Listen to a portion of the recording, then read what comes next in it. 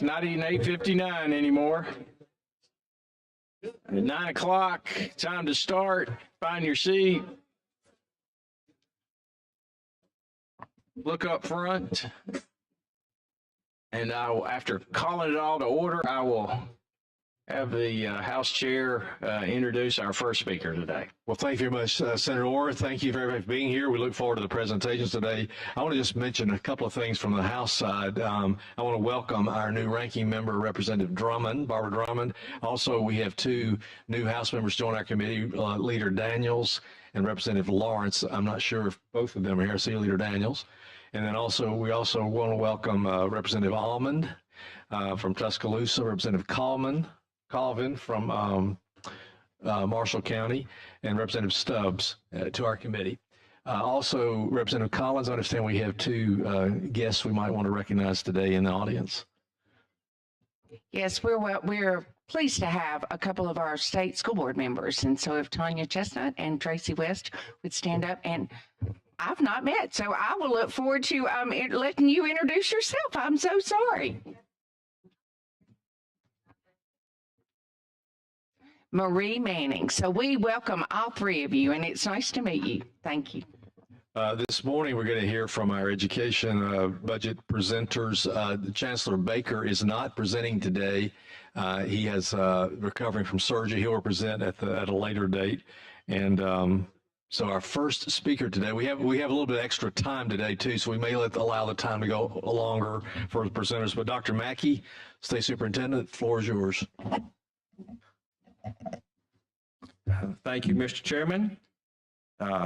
Hearing there's extra time, if you'd like, I'd give Mr. Baker's presentation too. I've heard it 5 times. I think I could do it, and I'm sure he's listening and probably already texting Boone or somebody to say, don't let him do that.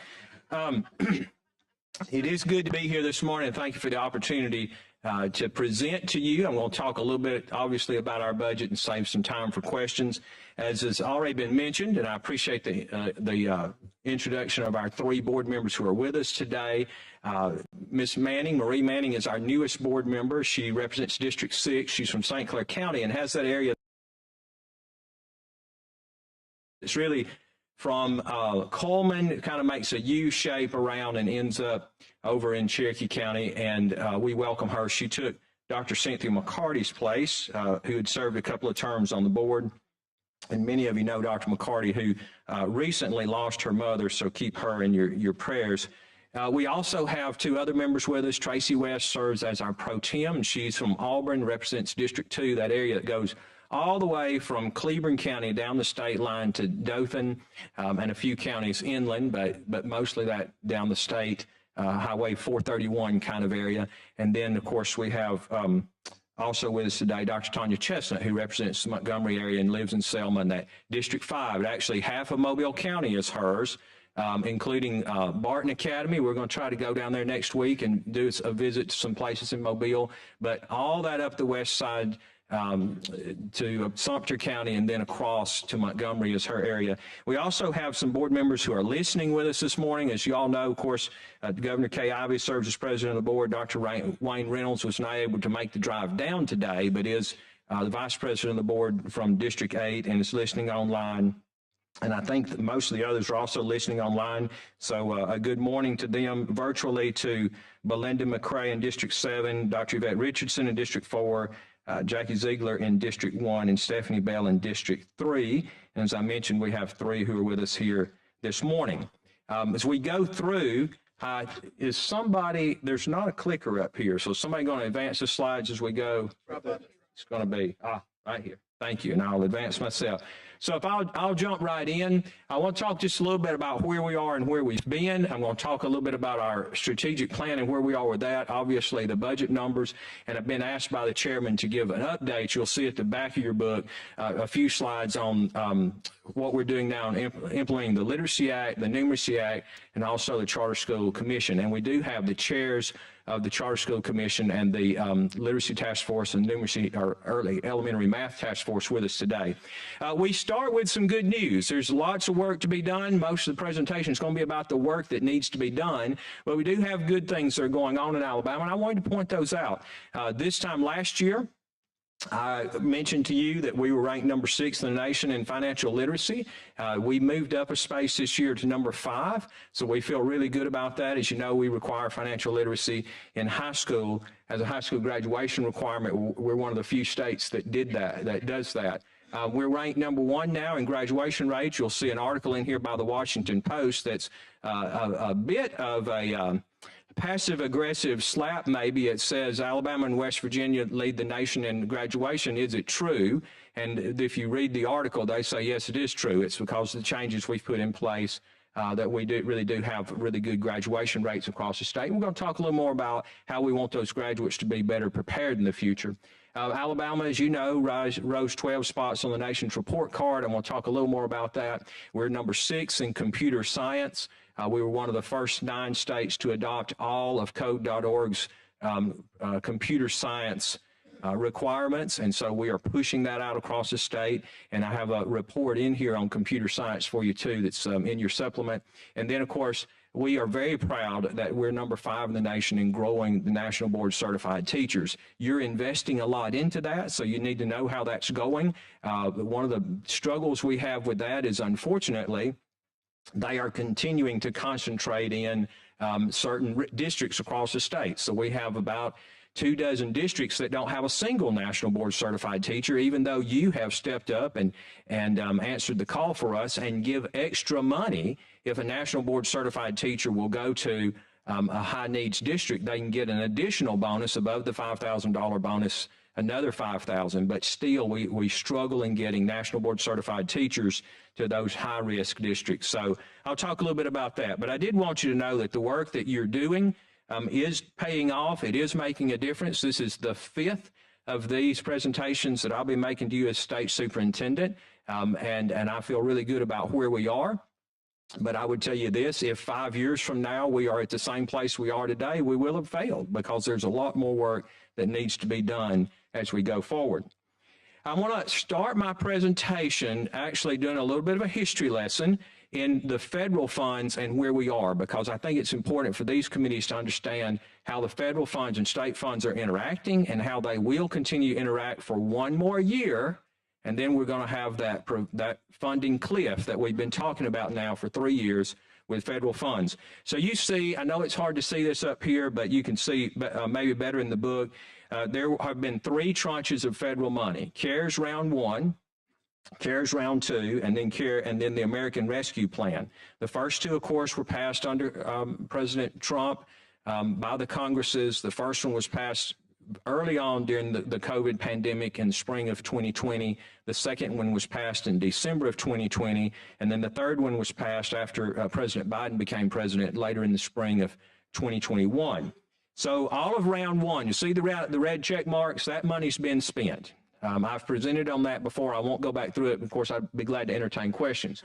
CARES Round 2, that money has to be spent by the end of September 2023. So you see that there are 2 red check marks there, but there's not a red check mark in that green larger box, because we still have districts spending that money, but the time to liquidate those funds is coming quickly. Now, there is an extended liquidation window under federal procurement rules. So in other words, if I say I'm going to buy a device and I commit to buy that device and I sign a contract to buy that device, but because of the supply chain problems and others, I can't get the device until November, December, or even maybe till March of 24, they will still let me pay for that device out of these funds because I've committed, we've signed the contract, it's just a matter of delivery.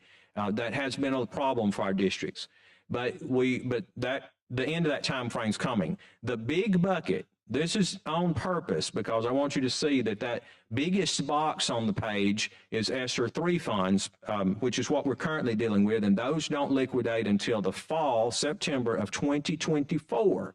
But remember, that is only about 18 months away, and you'll see that that's a large amount of money. Now, this is what we have. So we have a state set aside about 10% of the funds. And all 3 buckets were what we would call state set aside. So they went to the State Department of Education to be expended. The others went straight to the districts. These are all the programs that the state set aside has been spent for.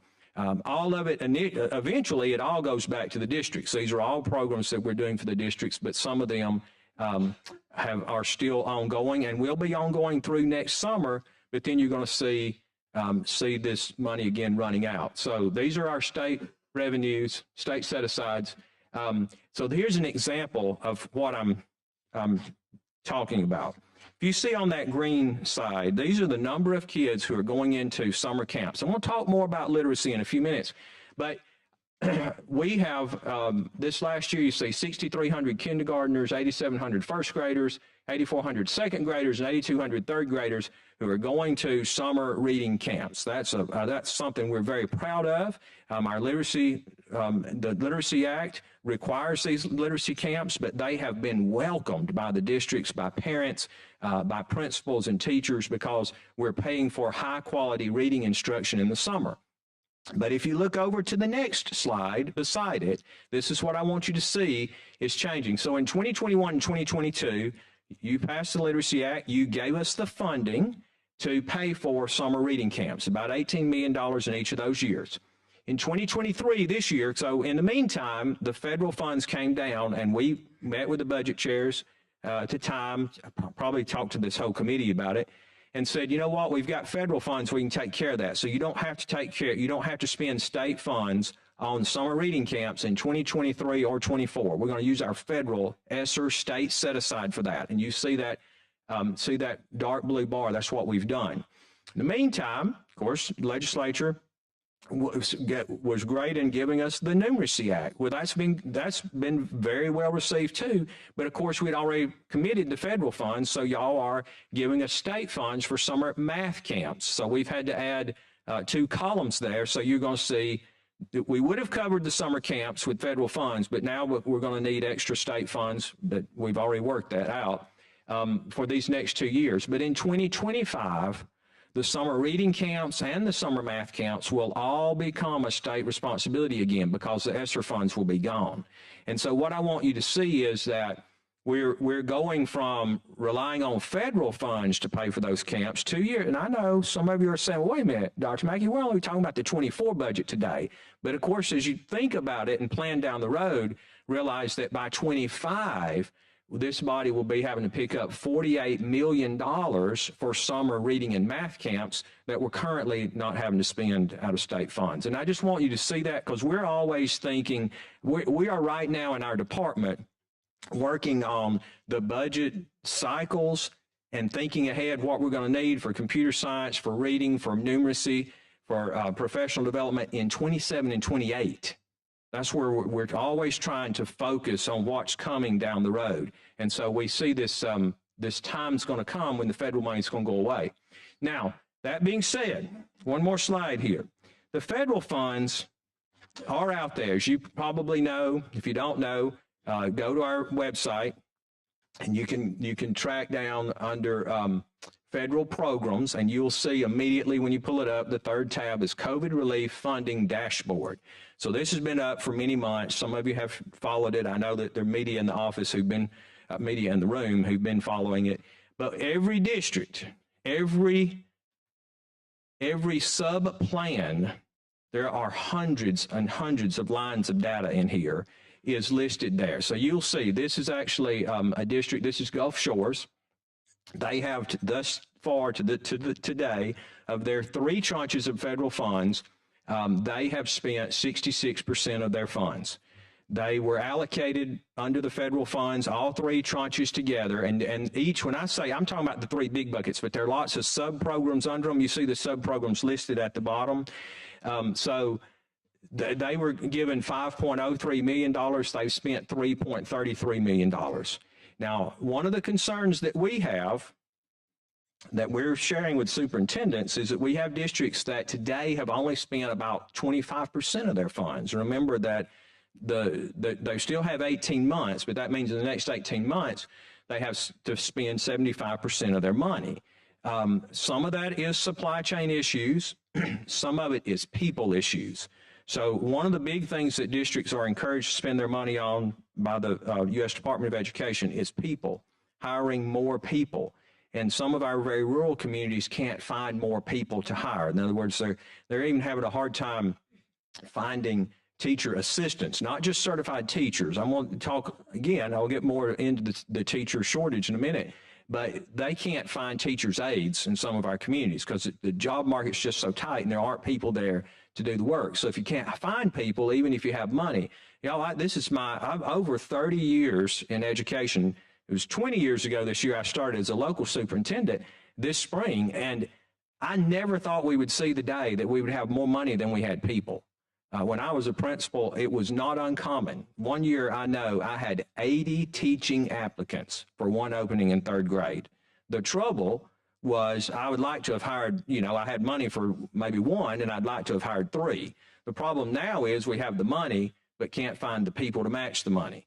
So that is an issue, and the money is running out. That you can go on there if you want to see how districts in your area are doing on spending these funds down. I would only caution you one thing before any of the superintendents in the room, I don't know if we have any, or throw a shoe at me. It does take some time sometimes to update this, right? Because they're spending the money, then they have to report it to us, and then it has to be uploaded. So it could be a couple of months behind the actual live data, but it's going to be pretty close. And we definitely do have some districts that are kind of behind timeline on spending. We're working with them on trying to make sure they can find ways to spend the money that meet the federal guidelines. And remember, there are lots and lots and lots of rules around how this money can be spent too. So I'm going to go now into our state, talking about the state funding where we are. You've seen this chart before. Dr. Mackey, just one question about that. Yes, sir. You said you're working with the locals that are behind. Yes, Is that sir. like, are you being proactive in that regard? Or are you waiting for them to come to you and tell you, or you have a program in place? We do. So, yes, sir. So we're running that through. It's kind of 2 arms in our department. Our accounting arm, obviously, we have a group of accountants because with state and federal funds, including USDA funds, which is our biggest program, we manage over $12 billion every year.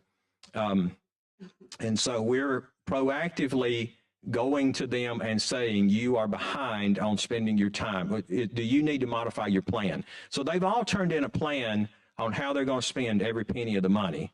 But if they're not spending it on what looks like a reasonable timeline, then between our accounting team and then our federal programs team, Dr. Molly Killingsworth leads that work for us, and they're monitoring it and going back to the districts and saying, do you might need to modify your plan? Do you need to change? If you can't spend your money this way, do you need to look at other ways? So yes, sir, we've been proactive in that. Mr. Chairman. Thank you. Dr. Mackey, once they fill these seats with the teachers, with this is like one-time COVID money, Yes, right? What's going to happen, or how many years do they get for each unit out of the COVID money? Yes, ma'am. Good question. So not long, because again, these funds, the last tranche of money runs out in September of 2024.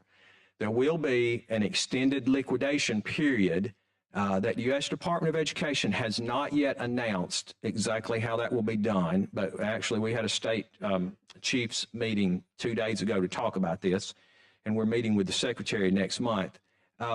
But essentially what they've told us is they're going to extend till sometime in the spring of 25 liquidation. But that means that the longest, if you hired a teacher with these funds, you would for sure run out of money at the end of the 24-25 school year. And possibly before, because again, the U.S. Department of Ed has not given us the final liquidation rules now. So superintendents are working under the assumption that the 23-24 school year will be the last year that they can expend these funds on personnel. So you're talking about 18 months. So this should be another figure that should be put with that 43 million for the future. For the future, yes, ma'am. So if they're not just the summer reading camps, that was one example. No, I know that, but I'm Yes, ma'am. just saying this is another figure that we need to be thinking about for the future that we are going to have to fund because there won't be any federal money. Yes, ma'am. That's correct. Thank you. And Thank you, Chairman. I will give, if I may, give one more example. I visited with a school principal, the governor and I actually visited a school here in Montgomery County that is one of our high flyers. It's a low-performing school that's doing remarkable work above what they, should be able to do statistically. And so talk to the principal. What are you doing differently that you weren't doing before? Well, it's a fairly small school. She's hired a second assistant principal, so there are now 3 administrators in that building so they can deal with school discipline, deal with the issues with parents and such. She's hired a second reading coach. So you all fund a reading coach for her, but it's a K-5 school, so she's hired a second reading coach. She's hired an EL intervention because she has a lot of children who don't speak English as a first language. And all of that, well, those extra interventions will go away in another year. I'm not saying that you have to obviously feel that, but we do need to be cognizant that those funds are going away and in time. And so I think that's why we have to be cautious in thinking about how we spend the funds this year. And that's why I'm talking about 25 and beyond. Thank you, Senator. Then on this slide, again, we have a 5-point strategic plan. We had the dubious distinction of rolling it out on March the 12th, 2020, the day before we closed the schools for the rest of the year. So nobody paid any attention to it. That summer, I had already lined up to speak to about 6,000 educators in various events. And all I was going to talk about is the new strategic plan. But of course, all we talked about was COVID. And most of those conferences and events were actually canceled. But we do have a plan, and I want to quickly go through and just remind you, the tip of the spear is academic growth and achievement with a heavy focus on early math and reading. I'm going to talk more about that in a few minutes. Getting our students college and career workforce ready. Again, we lead the nation in graduation, but we want to make sure our graduates leave school prepared for life. The state board just passed a rule recently to require that college graduates, beginning with next year's freshman class, will have to have a college and career ready credential before they can get a high school diploma. So we're moving forward in that, and I'll talk a little more about the budget requests around that. Safe and supportive learning environments. This is a pendulum that keeps swinging back and forth. When I took this job, we were 2 months after the Parkland, Florida tragedy, where several students were unfortunately killed, and all we talked about were safe schools, hardening schools, building fences around schools, locks, doors, metal detectors. During the pandemic, that really shifted more. What people wanted to talk about were things like mental health counselors. Y'all funded a mental health program for us. We continued to work with the Department of Mental Health and Department of Public Health to roll out more supports for families during that time. Unfortunately, last year after the Uvalde, Texas tragedy, we see more. We need to harden our schools. And as y'all know, it's not a secret in this room, we've had about 5 incidences this year where guns have been found in schools in Alabama, not discharged. No one's been shot, but we have had guns found in about 5 schools, 2 in the river region here just in the last month. And so we are working with superintendents about what we need to do. There are some proactive things around that. And again, I'm going to get to more about each of these points later. Highly effective educators, there's some success there. I'm going to make a big announcement in just a minute, but we do need more teachers still, and we need more teachers who are well prepared to enter the classroom, and we're working on that in both reading and math and high school. And then customer-friendly services. That's the foundation for me, and that's the only point that's inward pointing at the department is there will always be a struggle when you're running a government agency, but we want people, both our educators and the public, to feel like they can come to the department to get answers. The answer is not always yes, but that they at least get their position heard, and that if we can't give them a yes, that maybe we can steer them to, but maybe you can do this. So for instance, our most common questions about teacher certification. Just yesterday, I had to tell somebody no. What she wants is not provided for in the law. It cannot be done. But there is a way for you to become a certified teacher, but you're going to have to modify your path and do this. So we always try to find an answer for folks. I want to remind you that, again, 5 years ago, I interviewed for this job this month, 5 years ago. I sat there with the state board and I said, there are 3 things we have to do immediately if you're going to hire me for this job. And I also told them, was probably a mistake, though it's turned out to be okay on my part. I said, if you want somebody to stay 2 or 3 years, I don't want the job. If you want somebody to stay for a long time and get things systemically on track, then I would like to do the job. But there are 3 things that have to be done immediately. We have to fix math. We have to have new math standards aligned to the NAEP, and we have to have math coaches, and we've got to get that going. We have to reinvent the Alabama Reading Initiative and get reading back on track. And we have to have a state assessment that is accepted by the feds and is aligned to the NAEP. All 3 of those are done. We have new math standards. We have new English language arts standards that are all aligned for the first time ever to the NAEP. We have a new test that is the first time ever that Alabama has a federally accepted test that is fully aligned to the NAEP. Now, we've gone through a lot of assessments, and we've had some good assessments, but they didn't pass muster with the federal government, and we've gone back and forth. For one period, we had 3 different assessments in 3 different years, so you can't get any data. You can't track data if you're changing assessments every year. We have now a good assessment aligned to the NAEP. We have our math and English language arts. We have new standards that are aligned to the NAEP framework. And that took a lot of work, and it took a lot of time, and it took some money. We had to pay an extra $2 million to get our test disentangled from the old Common Core and aligned to the NAEP. But it was worth $2 million to get it done. So that's done. We're moving on. There are 3 fundamental questions that I tell our staff all the time. And this is the last slide on this, but I believe in these 3 because, again, the very first plan I took to Governor Ivey after taking the job and sitting down in her office, it was on pencil and paper. It's probably not a good idea to go to the governor and you just written it out in pencil. But those of you who know me know I'm an old science teacher geek, and I still, I'm one of those people who crosses his 7s. So I took it to her and I said, there are 3 things that we have to, based on, related to my interview, 3 things we have to focus on: reading, math, and getting all of our students graduated college and career ready. That is still what we're working on today. Will it make our students better readers? Will it make our students better in math and better prepared for success in algebra? And there's a reason for that. And will it help our students become more productive, responsible citizens when they graduate and enter the workforce? And if we can't say, if a program comes to us and they can't say yes to one of those questions, we are probably not going to support the program. Because those are the things that are going to move Alabama up. Those are the things we have to do. Every child, every chance, every day is our theme, and we go to work every day believing in that.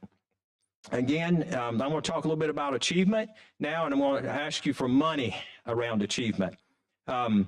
So we have adopted new standards. Our board has done that. They've adopted new textbooks.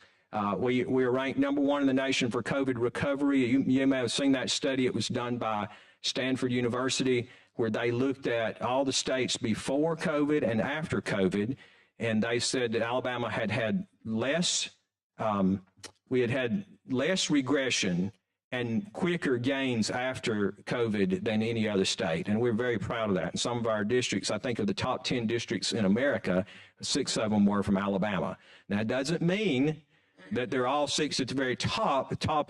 It means that they have recovered faster than the rest of the state. And we think we did a lot of work. Y'all did a lot of work. The governor led the way, saying we got to keep our students in school. Our board lifted some heavy lifts to make sure that that happened. But that does not mean we are finished. This is not one of those prizes you win and then you quit racing. We are still in this marathon.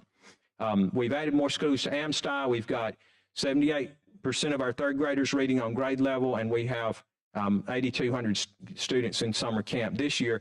But I do want to remind you, 78%, that's good, but that means 22% of our kids are not reading on grade level. Now, on grade level means basic. That means basic. So you're thinking like, if you think in the old number system, these are like CD readers. Okay, they're below that, 22% of our kids. And in some schools, it's over half the kids. So we have to focus there. We are, of course, you saw our good news on NAEP, where we moved from 49th to 39th in 4th grade reading, from 52nd, I'm sorry to say, to 40th in 4th grade math. And we feel good about that, but That means we got 40 more states. And as y'all heard everybody in this room heard the governor say on the podium just a few weeks ago, she wants to be in the 20s in the next few years. So we're pushing. I think we have the right plan in place, but I would say we need to put our foot hard on the accelerator. These are our state data. Again, we feel good as we see coming out of COVID, the recovery, we went up. Our students went up in English, language, arts, math, and science. We had a 1-point gain in third grade reading, but there is much more work to be done. Probably the most frightening stat right there that you see is the proficiency difference between math and English, language, arts. So almost half of our students. Now, when I say the proficient, let me get a little education-y on you for a minute. So proficient is a kind of a national term, and you think about that, that means you're A and AB, okay? Proficient is high level. These are kids we're not worried about at all. We have 4 levels of looking at students and student test scores. And all students, some students go up and down, some students are, they have a bad test day, but level 1 means they are below the basic level. Level 2 means they're basic. They're doing okay. These are going to be your C students, okay? But we're looking at the folks that are AB are the ones that are proficient. So that doesn't mean that all these other students can't read. It means they're in the C category, and everybody knows a C student can go up. You want to raise them up to be a B or a BA student, but they can also go down. So we worry about those students in level 2. But the gap between proficient, so these are high flyers, okay? 47% of our students are high flyers. They're doing just fine in English language arts. And that's not just reading, that's reading, writing, grammar. Believe it or not, we are about to start testing listening, and we're working on a way to possibly test speech. But right now, that's English language arts. But look at the difference in math. So the 20% of our kids are high flyers in English language arts, but they are not in math. They're C's in math. And one of the problems we have is, and it's not just an Alabama problem, but in education, is grade inflation. Because a lot of those students who are not in that 27%, they're taking home on their report card A's and B's. And so their mom and dad think they're doing fine, but they are not doing fine as far as being prepared for higher level maths in high school and beyond.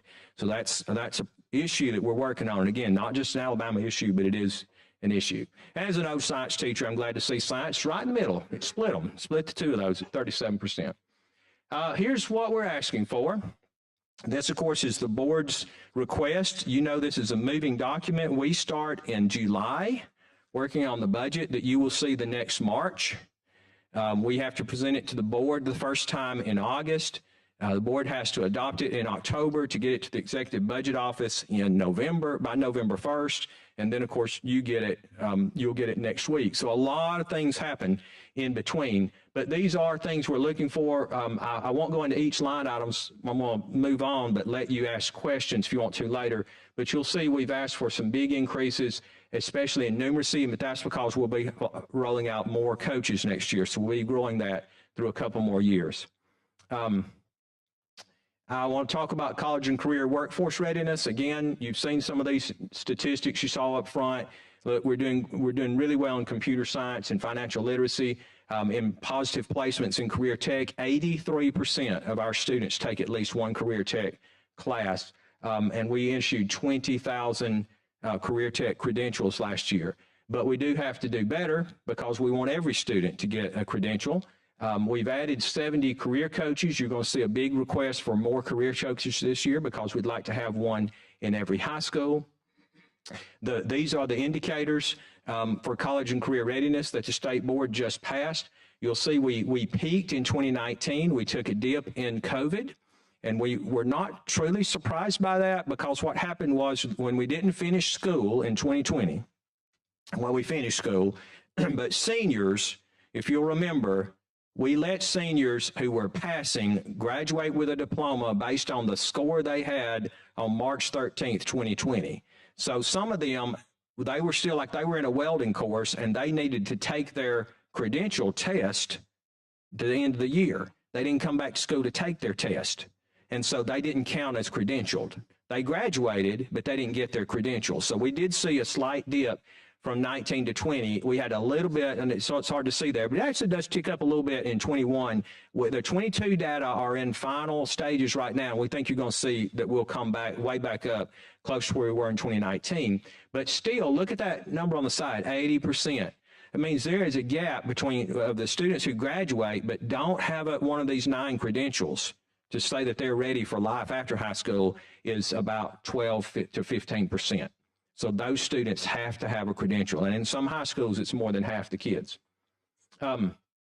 We're asking for increases, a small increase in our arts education program, the big ones in Career Tech Initiative, and again, that's for these career coaches, and you see a few other increases there. Coming along, safe and supportive learning environments. Thank you for the Mental Health Services Coordinator Plan. I think it's going really well. We now have one in every district, thanks to you. This is the first year, the year we're in, that every school system has a mental health services coordinator. Looking at this room, I would say remind you that that's 1 per district. There's a lot of difference in 1 per district where I was local superintendent in Jacksonville and Mobile County. Mobile County can't, 1's not enough. There, I think Superintendent Threadgill's got like 6 more he hires with local funds and federal funds. But eventually we do want to roll out more mental health services coordinators in those larger districts. We have 706 school resource officers. I've talked with some of you this morning coming in about more school resource officers. Many of those are paid for through the A&T fund. Some of them are provided by local sheriff and police departments, but we have 1,600 schools. So you can see the gap between how many we have. And some of our high schools have as many as 6. So there are many schools that don't have a school resource officer. Those other 2 numbers, I just think they're good for you and me to know.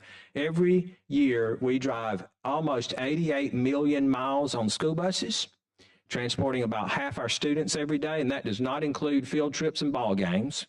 And we serve 50 million meals to children.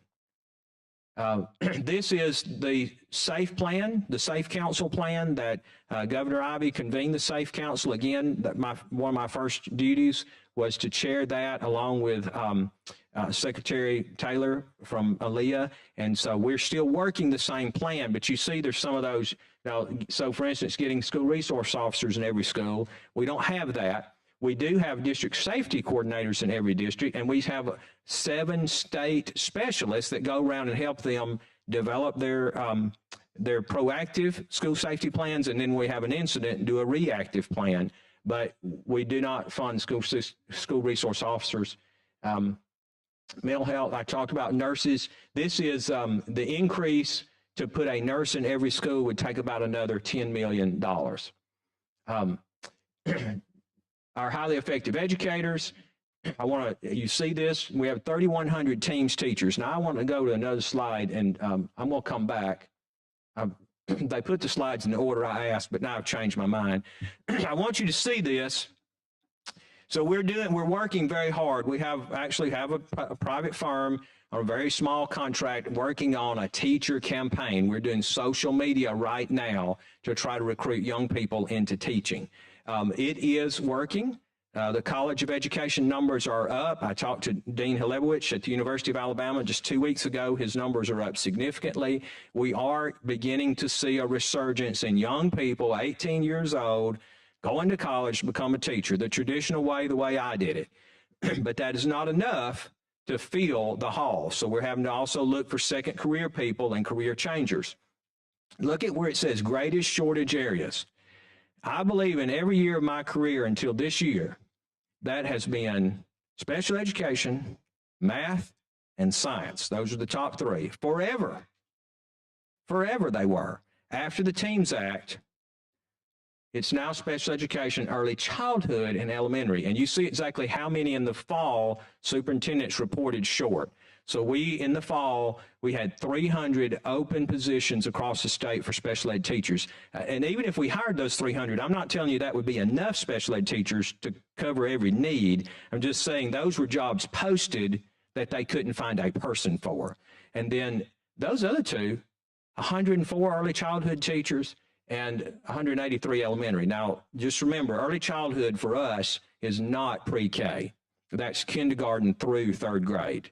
That's considered early childhood. And then elementary would be those upper grades. So these are the areas where we see shortages now. Y'all, the teams, it worked. I've talked to 2 superintendents in the Black Belt this spring who, for the first time in their careers, they have no openings in math and science. They have a highly qualified math and science teacher in every classroom.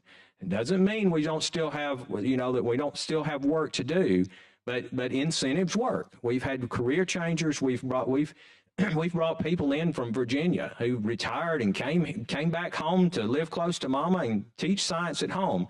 So it does work, but it costs a lot of money.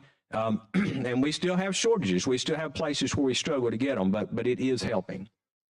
Representative Drummond has a question. Yes, ma'am. Thank you, Mr. Chair. Good morning, Dr. Mackey. Morning. On that particular subject, and I'm talking about in larger school systems, I've had an opportunity in Mobile to go into some of my hard to fill schools, or those schools that are even on the failing school list, and the TEAMS program is not working there. Those teachers are not there. So my question to you is, because I went into some of my better schools and they're there, that's not where they're supposed to be. What mechanism does the department have in place to ensure that those who go under the TEAMS program, and I'm a big proponent of it, that they're going into those hard to fill schools? Yes, ma'am. Excellent question. So we won't mention the schools here, but you and I can follow up, certainly. If they are a hard-to-staff school, then they get an extra bonus under the TEAMS Act. So in other words, there's a standard provision, as you know, depending on where they're on the salary matrix. A TEAMS teacher can make anywhere from $5,000 to $20,000 more than a regular contract teacher. They can earn an additional $5,000 if they go to a hard-to-staff school. And those hard-to-staff schools are defined. We started with free and reduced lunch rates, if it's above a certain number, free and reduced lunch. And then there are some other provisions to try to get as big a net as possible. That's the only tool we have, is to offer that extra incentive. So we have had some teachers, now certainly can't speak for Mobile County, but we've had some teachers who have actually left a higher performing school and gone to a low performing school to get that $5,000. It may be a drive of 5 more minutes for some of them, but we don't have a mechanism. Of course, remember, the teachers don't work for us. They work for local school boards. So we can't assign teachers to a school. All we can do is work on the incentives to try to attract them to those schools. And I'll be glad to follow up with specifics. Representative Wood has a quick question. Yes, ma'am. Thank you, Mr. Chairman. Many times people go into a profession because others that are already there tell them why they should, that they enjoy being there, that this is why they chose their career. So lately I've been able to go into our schools and our community, and I've asked the question, would you recommend someone else following you as a teacher? Why or why not? Mm-hmm. And what would prevent you from continuing on your journey as an educator? And the same 3 comments came back. Lack of discipline in the classroom and the ability to discipline. And I'm looking at your incident report now online, and that really makes me understand what they're saying. Mm-hmm. And the classroom size, especially elementary teachers, are so frustrated. 25 students in first grade is too many. And when we have these benchmarks to get these children on level at 3rd grade, we should be looking at classroom size, especially kindergarten, 1st, 2nd, 3rd grade. And it wasn't money. It wasn't retirement. I was surprised. Right. I thought that's what I was going to hear because we focus so much on that. And I think that's great. I think they deserve that pay because they just do wonderful things. But lack of discipline, classroom size, that seems like we can manage that somehow. And I don't think we're focusing and we're listening enough to our educators that are in the classroom, that are saying, help me so that I can continue this path.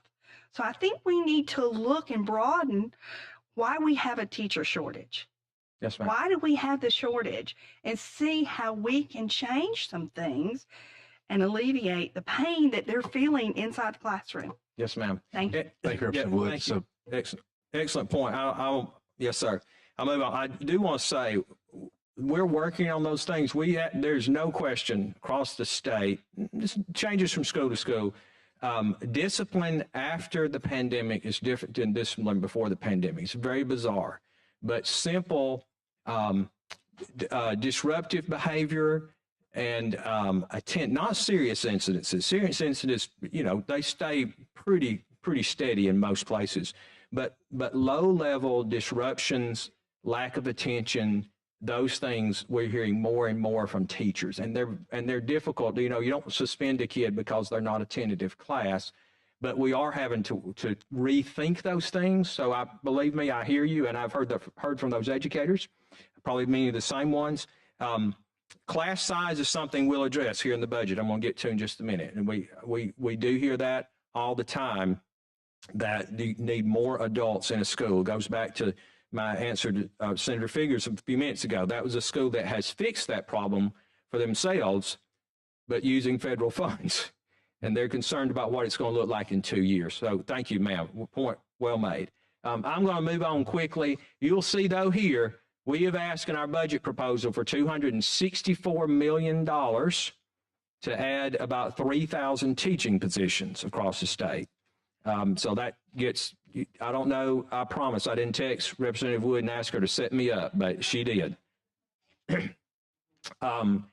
We've also asked for additional counselors because we hear that, and I'm going to go backward for a minute, but I know I've got to move on with my time.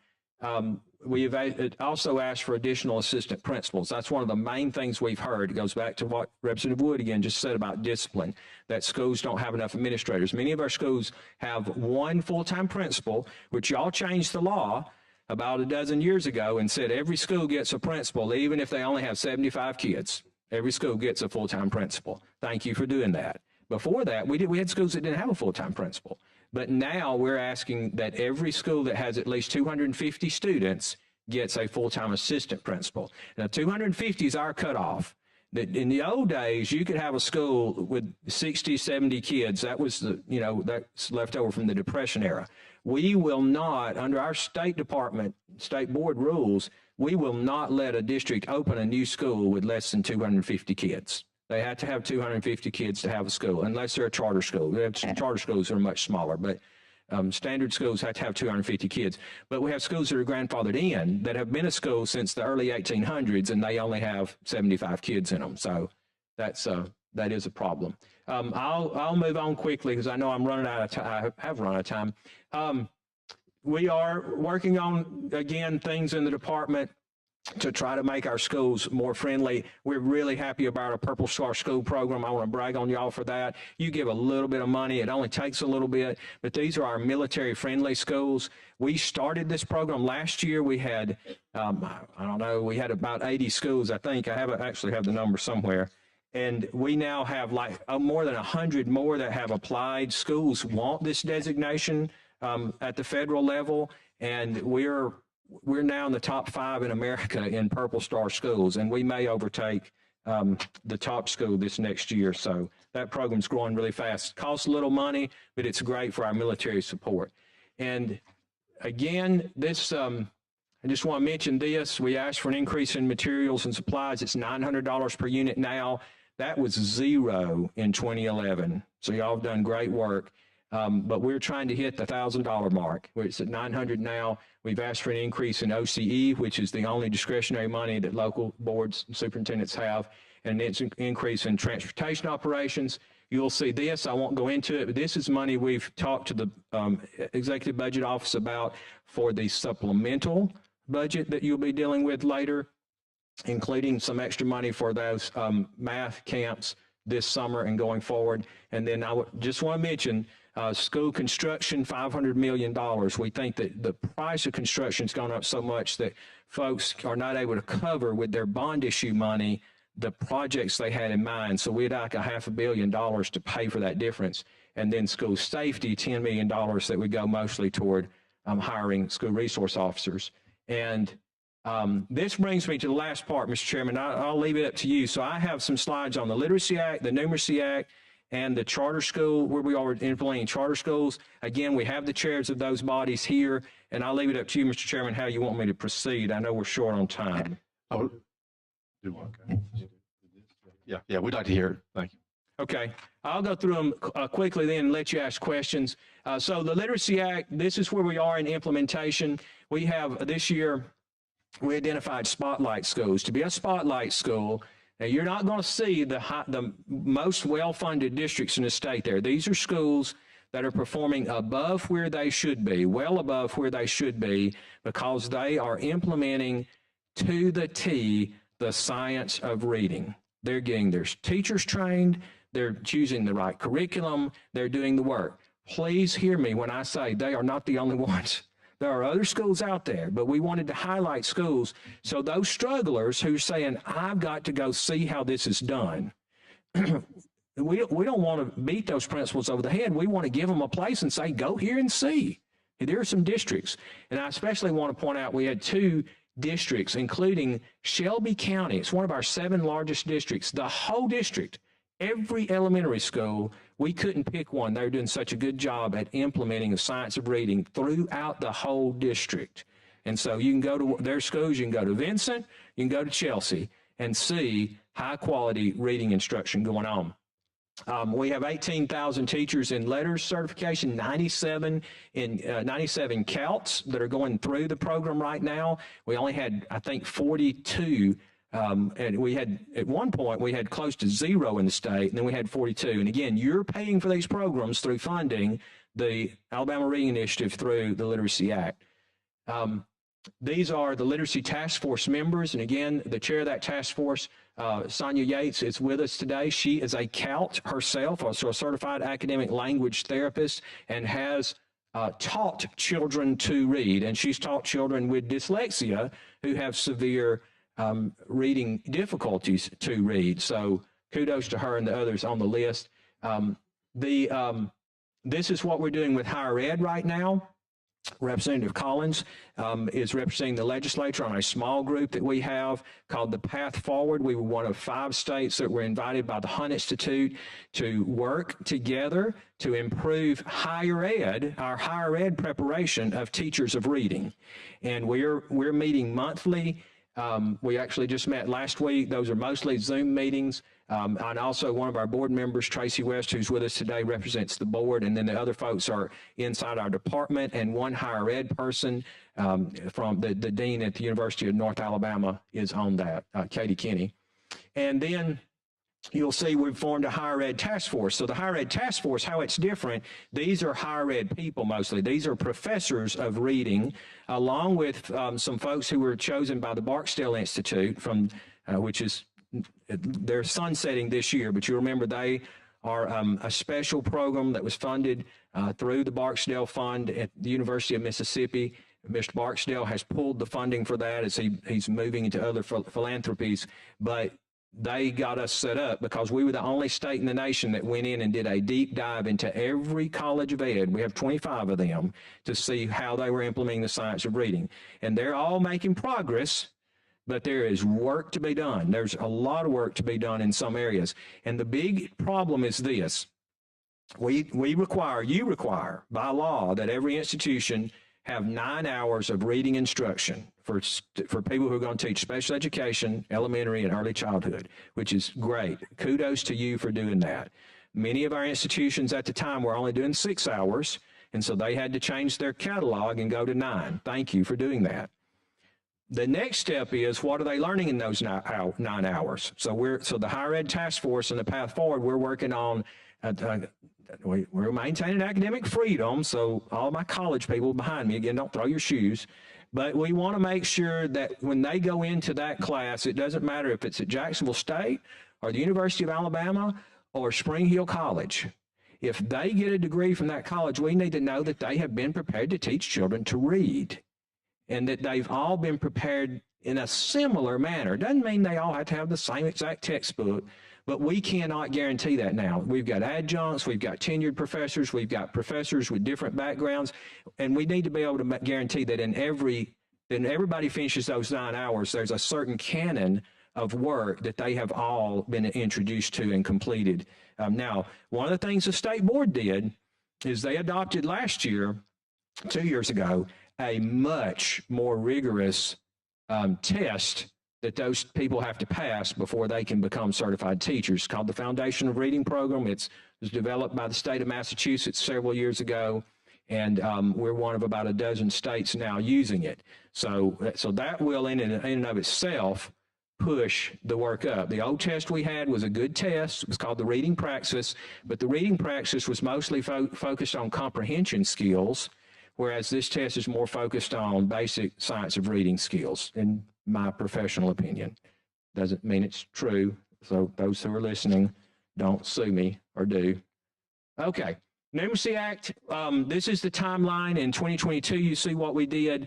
We hired a director within weeks of that law being passed. Thank you to this body, and especially to the sponsors of that bill, Chairman Orr and Alan Baker, for giving me a little grace time, because we were supposed to have a person in place by like June 1st. We didn't even have time to post the job and all before y'all and do a national search after the body adjourned. But they said, no, get us the right person if it takes a few weeks. But within a matter of weeks, we did have Dr. Karen Anderson, who has herself a math degree from Dartmouth. She is an Alabamian, though. She taught and worked, was a principal in the Auburn City Schools, and we were able to steal her away at the department, and she's doing an amazing job pushing that work forward. I won't go through all the details, but you'll see how the work comes. Remember, 26 and 27 are big years. By the 27-28 school year, you will have funded 900 math coaches. So we'll have one in every elementary school, K-5 in the state. And you also will have, in 2026, those full support schools, those are our most needy schools, that have not made academic progress in reading and literacy. That's in the Numeracy Act, but it's in the reading and literacy. We'll have to change. So for instance, if you had passed this law the first year I was superintendent, this year we would be converting probably, I actually looked at them and looked at the math, probably 12 schools into, 22 schools to charter schools this year, because they just didn't make the progress. Now, I believe that won't be the case, because we are now, thanks to you, putting math coaches in those schools starting next fall. So our hope is that it won't be 22, because we'll see academic progress because of the work that's being done. But I'm telling you that had this provision been in there and the supports not have been there, that's where we would be right now. We did see the 53 schools that were identified as the lowest performing, what we call school improvement or full support schools, before the pandemic, or in the first year of the pandemic. This year, 38 of them came off the list. So we had 53 schools that weren't getting it. 38 of them made enough significant academic progress in reading and math that they came off the list. So we are seeing progress. Now the question begs then, well, what about those other 24 or 25 schools? Well, we're working in them, and we've changed strategies for them. But there are significant issues in some of those schools that we have to work with the local superintendents on. But just know that's coming. Yes, sir. Leader Daniels has a question. Yes, sir, Mr. Leader. Hey, good morning. Question for you, and I want to make sure I heard you correctly before I go into detail. Mm-hmm. You mentioned that there is a reading assessment for teachers that are in teacher prep programs now. Yes, sir. And what about, and there's a training for those that are currently educators with no test requirement. Yes, sir. So what about those individuals that are coming on with this an emergency certification? Is there any type of requirement outside the letters training? So good questions, sir. If I could go back, so for letters training, there is a test at the end, and they have to make 80% on the assessment for us to give them the stipend. So you provide money for a stipend for them to complete letters training. We only give it to the teachers who complete and pass the assessment at the end with 80% accuracy. There is the Foundations Reading Test for folks in school. We do not allow emergency certifications for early childhood for folks in K-3. So those emergency certificates are middle school and high school certificates. Okay, because I do know districts that have and maybe this is just a new rule that you've put in place, but I do know districts that have had elementary ed teachers that were not, I mean, they're on an emergency certificate in the K-3 level. So I'm just. Yes, sir. I could be wrong. And what I promise you is let me follow up on that and make sure that this was about four years ago. Okay. That this was happening even in the school district that I represent. Yes, sir. So I guess my question is, for the 80%, in order to proceed and get the stipend, is there any type of requirement where if they fall below 80%, that they're required to come back and keep taking the assessment until they become proficient enough to teach the science of reading? Yes, sir. Good question. No, there's not. So they're not required to be letters trained. That's not in the law. We don't have the legal authority to require them to be letters trained. Now, I think a school district, because remember again, we don't employ teachers. I think a school district, I'm not a lawyer, but I think a school district could put that proviso in for new teachers. You have to be letters trained. You know, we're not going to hire teachers who are not letters trained. But the problem is a lot of times they're doing the active training. And if a person, you know, if they gain tenure before they complete it and they don't make the 80%, can you terminate them because they haven't? And that's again, that's a legal question I wouldn't be able to answer. But we don't have the authority to require people. And that's why we're using ESSER funds to pay those $1,000 stipends, because to incentivize teachers. And I will give you, we actually had not many, but a dozen teachers across the state. Again, there are 50,000 teachers in the state, so a dozen's not a lot. But we had a dozen teachers who got mad because they had completed letters training and we would not give them the stipend. And they sent some very nasty emails because they scored under 80%. And they said, nobody told us we had to pass. They just told us we had to go through the course.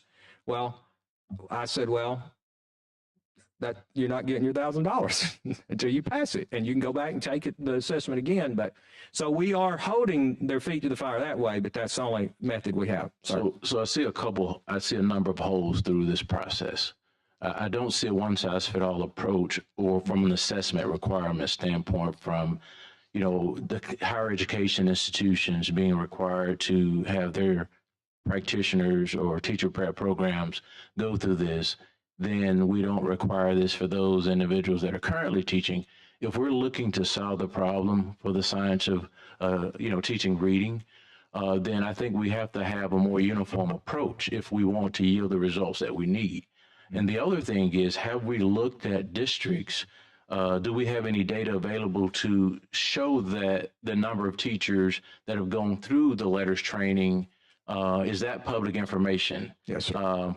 By district? So then when we look at that, and to be able to assess or look and see whether or not those schools are performing, or those students are performing at a higher rate. Because I think right now, you know, if I'm a teacher today, I'll go and get a degree in general education and then get some type of, you know, to kind of, there's a workaround what I see. I see folks that are currently teaching that we want to be better and we're trying to change the culture. I see them being held to a different standard than those that are coming in. And so I just like to see us have more of a more uniform approach to ensure that the outcomes that we're desiring is actually met, and we're not doing it. It's one rule for one group and a different rule for the other. So I just ask that we really look at that and figure out. And I know that with the shortage that we're experiencing, sometimes it's hard to require something for current practitioners in fear of them leaving the profession. But at the end of the day, are we looking to solve the problem or just satisfy a few people? Yes, sir. Representative Faulkner. Dr. Mackey, the Literacy Act, I understand we've had great success in going to, and I wanted you to clarify the numbers for me, where we send to these lower performing schools, or where students are performing, not meeting what we would have them on grade reading level. We've been sending in reading specialists into those schools. And you mentioned a statistic right before you got a question about that percentage. Could you just tell me what percentage of schools, what is the metric for the schools we're sending in these reading specialists? Yes, sir. And what is the success rate we have had? Because I understand it is a great success rate. So this slide, you go back about 3 slides. So the top right side, full support. So that's what we call those lowest performing schools. Full support school is a school where the students are falling in the lowest 5% in the state. So in 2019, of 52 schools, K-3 schools, that were identified as full support. So that 35 of them were moved to the next level off of the full support list onto what we call limited support based on their 3rd grade reading sufficiency data. So that means that 35 of them grew enough. They're no longer in that bottom 5%. Now I want to be cautious. That does not mean they're in the top 5%. So we move them from full support to what we call limited support, which means we're still watching you. We are still sending somebody from the state, from the regional people into your school on a very regular basis. We are still working with your principal. We are still working because they could go back. But it is working. That is the message. It works. And back to Leader Daniel's question, I mean, that we can also, we're especially worried about these schools that are lowest performing getting our teachers letters trained. One of the things we find is there's a lot of teacher turnover in those schools, and so they constantly have new teachers. Letters training is excellent. I do want to point out that neither I nor the state board has the legal authority to require letters training, and that would take a change in the Literacy Act to say all of our teachers must be letters trained. It can be done. I don't know that any state has done that yet by law, but we could do that. We have the money to pay for it, but we've been using the carrot approach because we have money right now. We got all this federal money, so we've been using the carrot approach to try to incentivize them, but I cannot legally require it. Dr. Mackey, Yes, sir. I think in the interest of time, we're going to have to kind of move on, but I want to make a comment or request to you that I would like to request a more in-depth discussion around the literacy task force, the work they've done. I applaud the progress we've made. We've seen it. At the same time, I'm hearing a lot of concerns from districts, from other House members and Senate members. I've spoken with you about some of these concerns, and I think we need to have a little more information on that. So I'd like for you to set up a time for whoever you think would be appropriate to come, and let's have some more in-depth discussion about the task force, what their mission is, how they have some of the implementation issues I'm hearing about, and follow up with that sooner rather than later. I'll do it very soon. We'll get scheduled today, sir. The last piece is the Charter School Commission. Y'all asked for a little bit of information on that, and I imagine, Mr. Chairman, it'll be the same thing. We might want to do a follow-up. But these are, I listed for you our Charter Commission members. I think they're here. Those, of course, are appointed, as you know. They are nominated by different members of your body, and as well as the governor and lieutenant governor, and then confirmed by the state school board or appointed by the state school board from the nominees that are brought to them.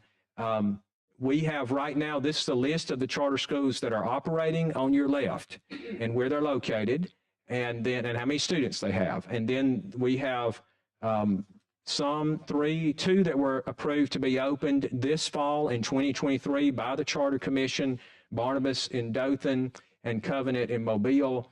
And then there are 3 additional that have been approved to open in the fall of 2024.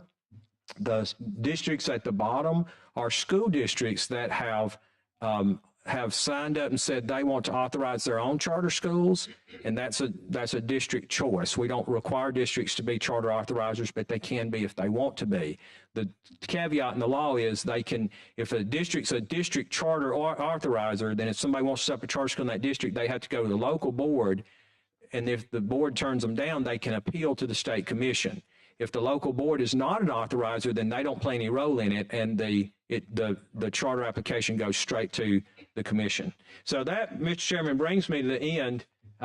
Again, I know I'm available for questions now or later, and whatever you'd like. I think we'll move on with questions, but I think on the Charter Commission, that'd be another maybe separate discussion. I think to give members opportunity to ask a lot more questions. Yes, sir, Mr. Chairman. Y'all been very gracious for your time today for me, and I appreciate it. And I still offer to do Mr. Baker's presentation, but yeah, thank you. I'd like to mention, if you didn't notice, for you members, there is this information on charter schools that was passed out, and you didn't get one, I'm sure there's somebody in the room that can get you one regarding charter schools and the information there. Let me call the next.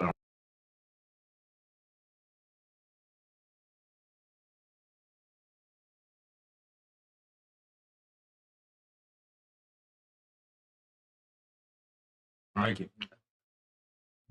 Thank you, Dr. Mackey. The Next group we have presenting is, and we're running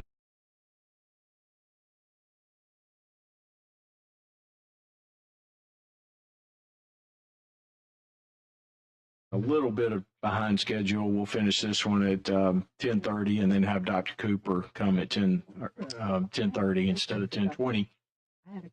We've got Marcus Morgan, the director of the Commission on Evaluation of Services. We thought this would be helpful for the budget committees to understand what ACES does, the commission, and Mr. Morgan leads that group. It was founded several years ago to help us better determine the efficiency, the effectiveness of various programs that we have across state government, not just education, but also on the general fund side as well, and work across all of state government to evaluate our services and see if we can do them better or put more money behind them, or if, quite frankly, we're not getting what we're paying for and maybe need to reconsider what we're doing. So that being said, Mr. Morgan, you've got 20 minutes, so take it away. Well, I appreciate the time. Thank you, Mr. Chair, members of the committee. Senator Orr has kind of stolen some of my thunder in the initial comments that I'm going to make. But I'm Marcus Morgan. I'm the director of the Alabama Commission on the Evaluation of Services. I'd like to start today by giving you a brief introduction into the commission and then jump into some of the things you can expect from our work. Understanding that this is a budget hearing, I did come prepared to talk about our budget. We received an appropriation from the ETF. Fiscal year 23, we received $571,815. And we're not asking for more money. So, two notes about the presentation today. Your slide deck contains more slides than what I have in my presentation, but I thought that they would be helpful for you and add additional context. The second is that there are QR codes in your slide deck and in my presentation today that will link you to our website where you can find more information in the full reports that I'm going to talk about today. So, as an introduction, the commission was formed in 2019. With a specific purpose or charge of advising the governor and the legislature on the evaluation of services. The commission membership is equally weighted between the executive branch and the legislative branches of government. And we also have the finance director and the deputy director of the Legislative Services Agency's fiscal division as ex officio members.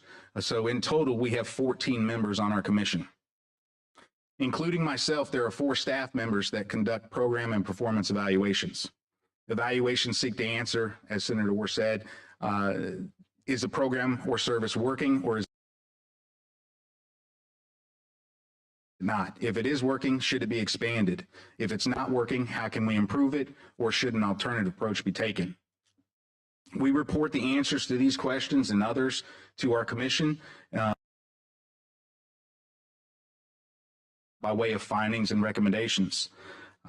In general, the recommendations are compiled and as a result of stakeholder work group meetings, and we tailor our recommendations to either the legislature, the governor, or the agency responsible for the program to take action. Sometimes it takes a combination of any of those. To date, we've completed 9 evaluations and white papers. And today, and they span multiple policy areas, as you'll see in your slide deck. But today, I'm only going to talk to you about 3 of those. And that is the correctional education evaluation that we completed, the medical scholarship and loan forgiveness programs, and then we're going to dig into teacher workforce. Starting with the correctional education evaluation, the intent of correctional education is to return a more productive citizen to society and reduce recidivism. What we found was that neither recidivism nor post-incarceration employment was being tracked, and if it was, it wasn't being tracked very well. We were able to do a recidivism analysis, and as you can see in this slide, those credentials actually do recidivate slightly less than those that do not receive any correctional education. And to the best of our knowledge, this is the only recidivism analysis that's been done on this population, but I think what we've demonstrated is that it can be done and it probably should be done. Another takeaway from this evaluation that is taking action based on the findings and recommendations of our work. So the Alabama Community College System, who's responsible for correctional education, took actions to consolidate correctional education under Ingram State Technical College, and this addressed other findings from our report that showed disparities in delivery and barriers to entry. And then Ingram State took that one step further, and they created and filled a position called the Director of Institutional Effectiveness, and their charge is to keep up with performance metrics tied to their population. Not only are they doing that, but we're also working with them post-evaluation to track post-incarceration employment. We're going to do that with the Department of Labor, and we're also working with them to replicate our recidivism analysis that we completed. Move on to the next evaluation that I'll talk about today, and that's medical scholarships and loan forgiveness programs. So the intent of these programs, or at least for the loan forgiveness piece of their programs, is to provide a loan and then subsequently forgive that loan if the professional serves in an area of need.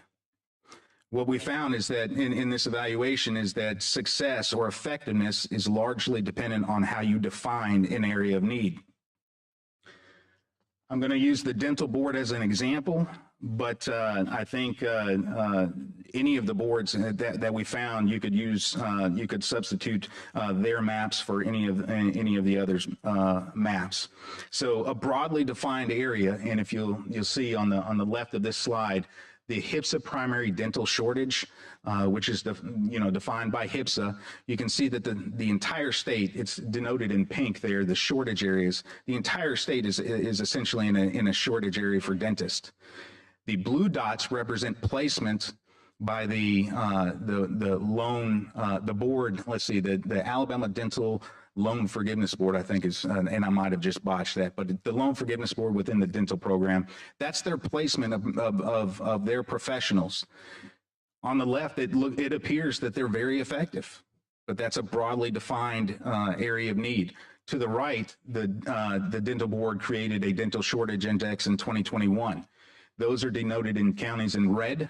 And then you have those same placements of those professionals, and I'd say that that's not effective at all. None of them are being placed in areas of need. Again, going back to the intent of the program. So post-evaluation, we worked with 2 of the 4 boards that we evaluated on improving their accountability of their program through legislative changes. We also identified elements, modeled elements that these loan programs should follow, and one of those elements was having dedicated staff. So 3 of the 4 boards that did not have dedicated staff overseeing their programs now have dedicated staff. So I call that a win in the success of evaluation. So next we're going to get into the teacher workforce. Excuse me one second. I'm going to back up one slide because I missed this. This is an important piece here. This is something else that we found from the medical scholarships loan and loan boards. So the inability for them to obligate a professional to serve in an area of need resulted in those folks paying back their loan in cash rather than in service.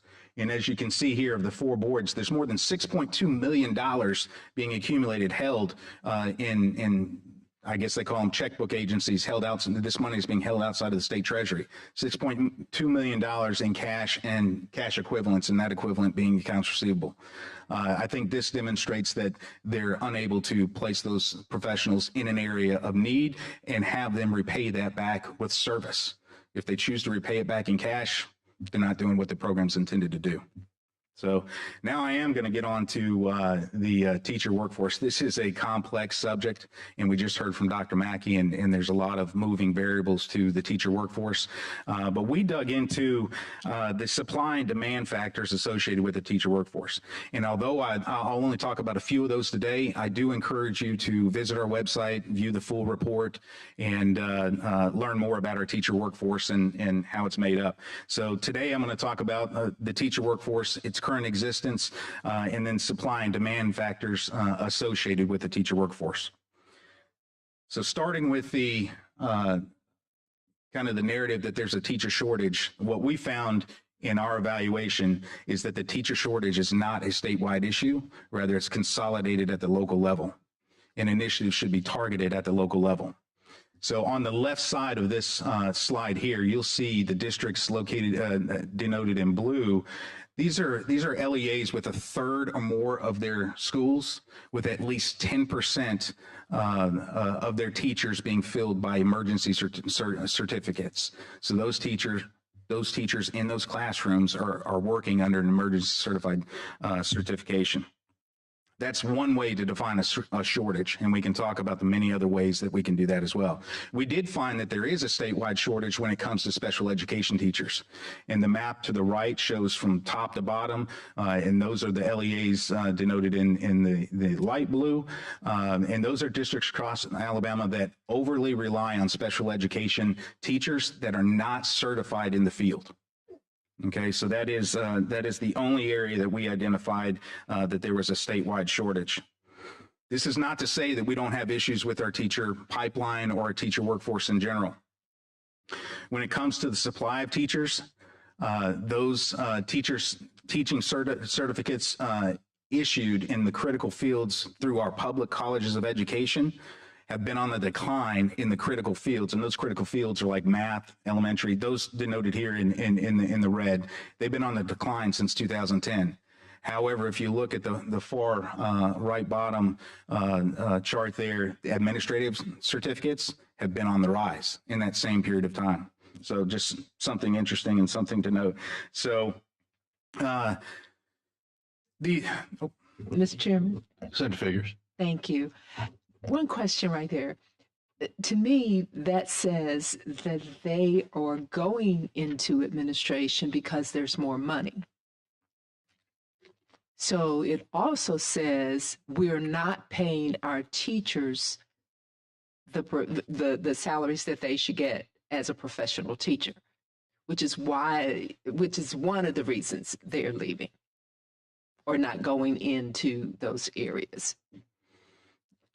Did you find that, or you didn't get into that part of it? Yeah, we did not get into that, but we do want to talk about the teacher salaries and how they're made up and address that as well. But the administrative tick is really related to a few institutions. Because a lot of our good teachers are going into it. I mean, I personally know a lot of people who've gone into administration over the years. So yeah, and this is the production of our public colleges of education. This doesn't consider those that are the private or other routes into the teaching field. And this is certificates issued to those folks going through the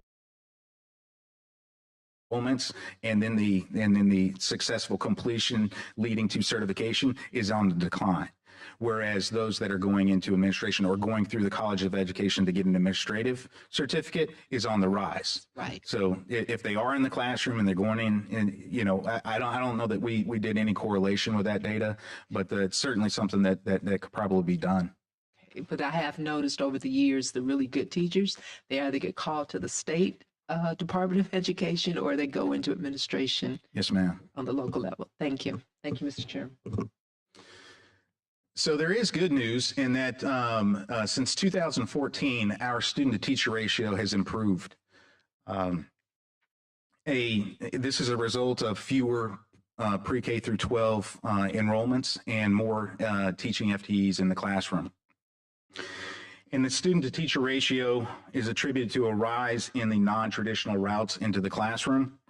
As you can see here, there's been a steady increase in non-traditional certificates issued since 2014.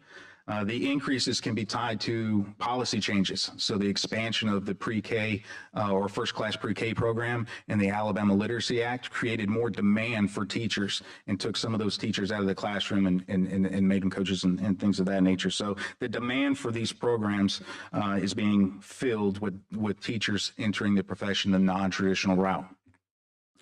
Understanding this increase is important because the non-traditional teachers don't retain as well as those traditionally certified teachers, those that are going through our public colleges of education. So the bachelor's and master's level there, that's the traditional route, getting certified through the College of Education. And then in the green are the non-traditional routes. Those are your emergencies and your alternative. And the alternative, I think Dr. Mackey described as those career changers, and then the other. So if we compared bachelor's level certified teacher retention rates to the emergency certified rates, there's a 22% decline. All right.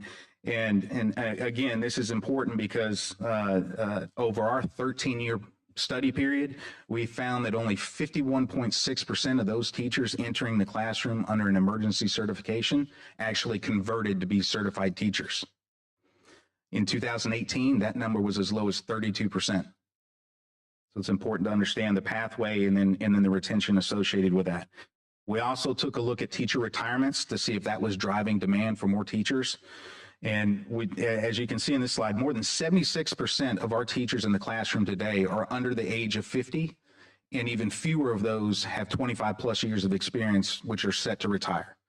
So we did a historical trend analysis of our teacher retirements and found it to be consistent and in line with other occupations outside of the teacher industry.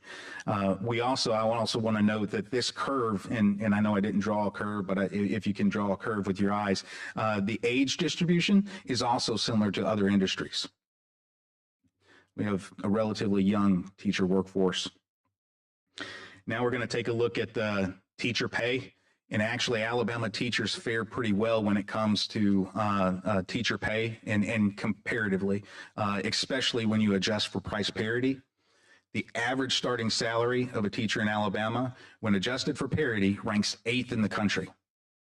The average, that's the starting salary. So the average salary when adjusted for parity is 24th. If you look at the bottom, it shows the southeast districts, and we rank number 2 when adjusted for parity. And this is, keep in mind that this is Mr. Morgan, let me ask you a question. Yes, sir. So, do you have the salary increases to the salary matrix? Don't have those numbers yet, I guess, that we did last year. Yeah, we do not, and that's the point that I was just going to make. Is okay. Any idea if we moved up the rankings at all? Nationally, I definitely think we would move up. When adjusting for parity, we have one spot to move up in the southeast, but nationally, I definitely think that we would improve with the changes that went in place, I guess, this school year. Right. Yes, sir. Would you explain parity just real briefly, please? It's the value of a dollar. Okay. So it's similar to cost of living, but it's the value what a dollar will buy you. Wrapping up the teacher workforce, I thought it was important to bring to you the teacher supply initiatives that we have out there that we funded, or not funded, but appropriated in fiscal year 22. More than $21 million has been spent on teacher recruitment and retention efforts. And this is obviously absent those salary changes that went into place this year, and as well as the marketing campaign that started in 2019 that had significant funds behind that. So I'm going to wrap up my 20 minutes, and hopefully I'm a little bit early, but I'll leave you with two things. Is that two questions that we should be asked of all of our programs and services is, how will you define success, and how will you measure that success? What we found is very few programs do that.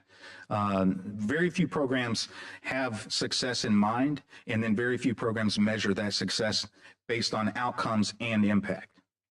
The second question we should ask of our programs is, are you collecting the right data, and are you reporting on performance metrics regularly? And we kind of had adopted a motto in our office is that if it can't be measured, it can't be improved.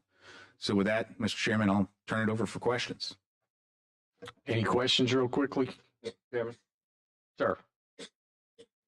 Certainly appreciate you being here today. I do have one comment and question regarding the teacher supply initiatives. I think that we've heard today several times regarding the Teams Act and the change that made in the shortage of science and math teachers that Dr. Mackey indicated has historically been a challenge in the state of Alabama and nationally. And that now we're seeing a shortage, significant shortage in special education, but also pre-K or elementary education. And then I look at our teacher supply initiatives and I don't see anything specific to special education with regards to incentivizing people to enter that profession. And the other part that I have a question about with regards to the Teams Act is, we are bringing in math and science teachers in the 7 through 12 grade level. But the elementary is really where the foundation is laid with regards to math. And are we looking at ways to, if we do have a shortage in elementary teachers and special education teachers, is there evidence to show that those programs and these initiatives are working in other areas, and would they work in those areas? I don't have any information on that. It's a policy decision to address those specific needs, and if our commission decided to look into those specific initiatives, we would love to do that. But I'm not aware of any that are targeted at those specific concerns. As far as the Teams implementation goes, our commission did put that on our work plan this year, and we've started that work.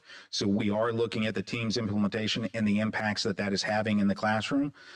Don't have any information to report on that right now, but we're actually getting out in the field talking to superintendents and principals and teachers about the Teams implementation and how that's going and what drives that success. But I'm sorry, I can't specifically address the elementary or the special ed initiatives because we didn't find any of those at least at the time of this report. Thank you. Thank you. Thanks, sir. Appreciate it very much. Thank you. Next, we'll hear from Dr. Barbara Cooper, Department of Early Childhood Education. Dr. Cooper, 20-minute presentation, if you don't mind. Thank you. Thank you. I will try to adhere to that. Well, I will adhere to that. Thank you so much for this opportunity to share with you this morning about the Alabama Department of Early Childhood Education. Thank you to our experienced legislators for your steadfast support.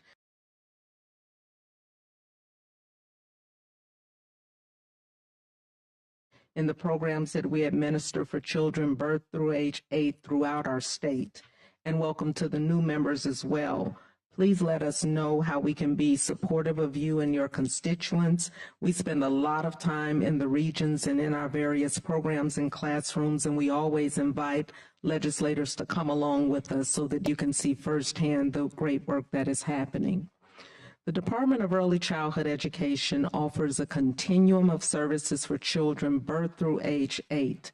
We support children and families across the state through our Alabama First Class Pre-K program, the First Teacher Home Visiting, the Head Start Collaboration Model, supports with infant and early childhood mental health, including trauma-informed approaches for early learning that you probably heard a lot about yesterday from Commissioner Boswell. We have the Office of Early Childhood Development and Professional Support that houses the QRIS support for DHR's program, the pre-K through third grade integrated approach, and we also provide oversight for the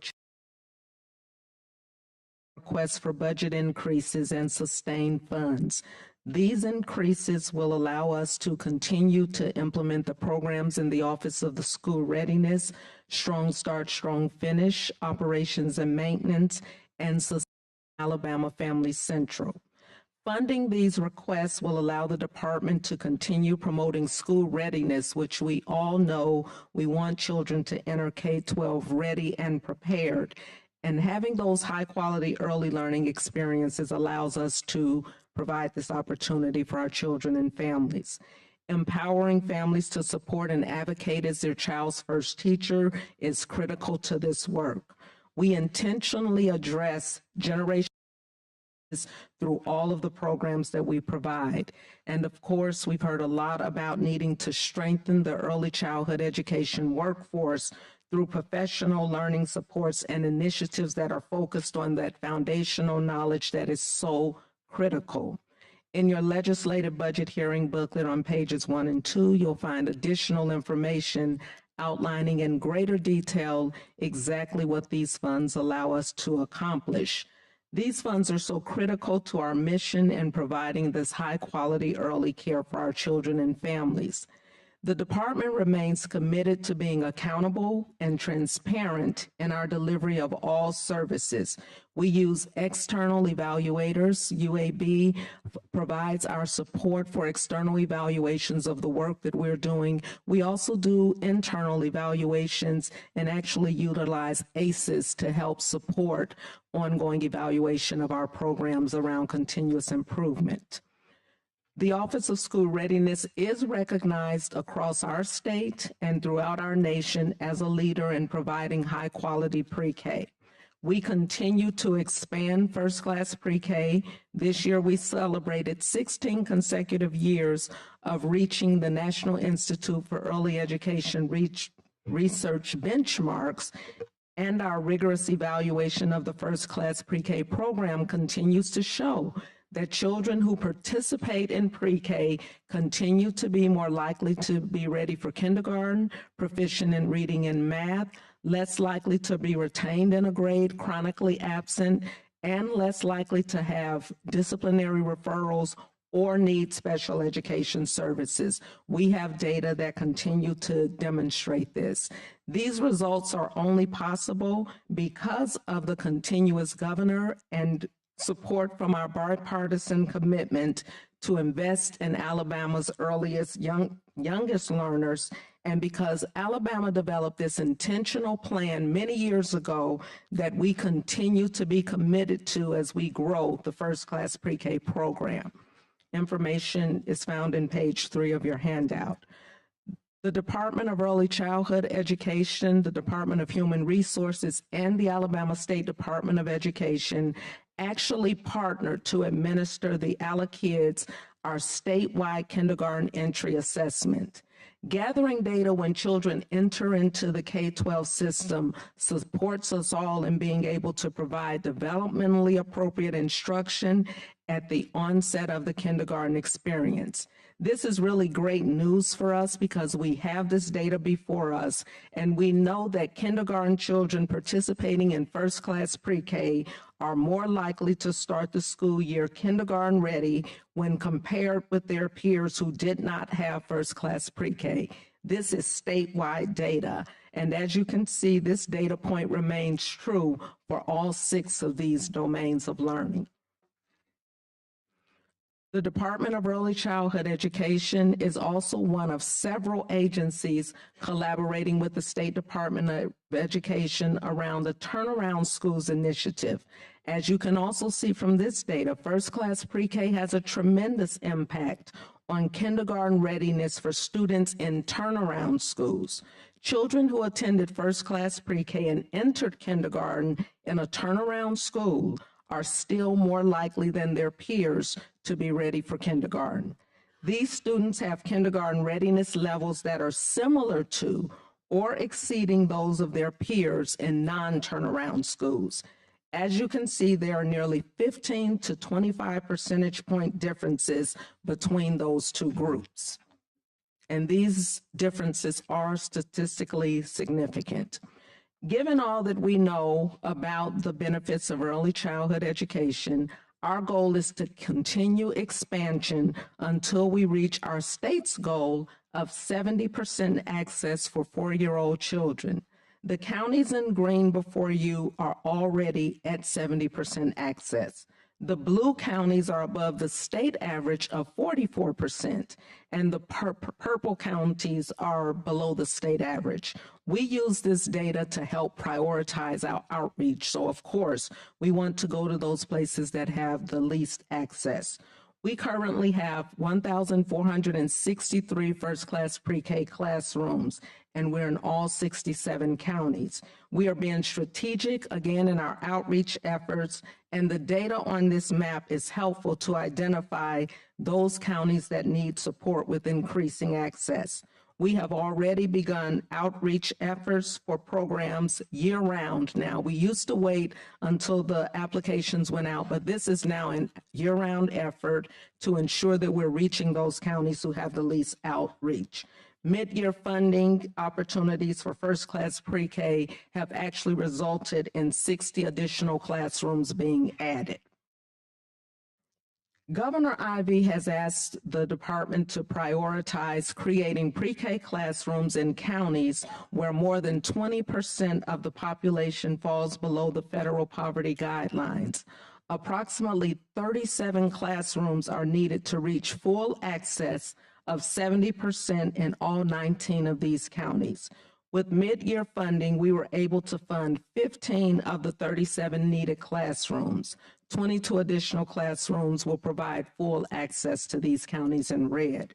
Some of you might have heard from schools or programs that they struggle with making the 25% match. We work individually with these counties on an individual basis through our equity funding.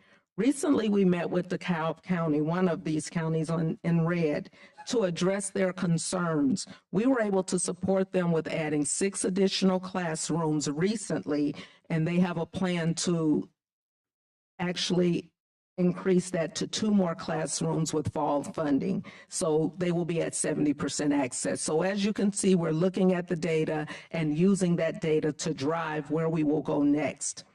We are supporting Governor Ivey's Strong Start, Strong Finish education initiative that was launched in July of 2017. This supports a comprehensive approach of collaboration that improves education from birth through the workforce.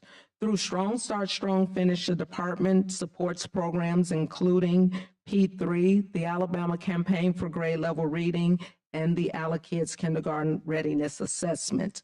Alabama Campaign for Grade Level Reading counties answered the call and are working with the children's policy councils in their area to address 3rd grade reading proficiency.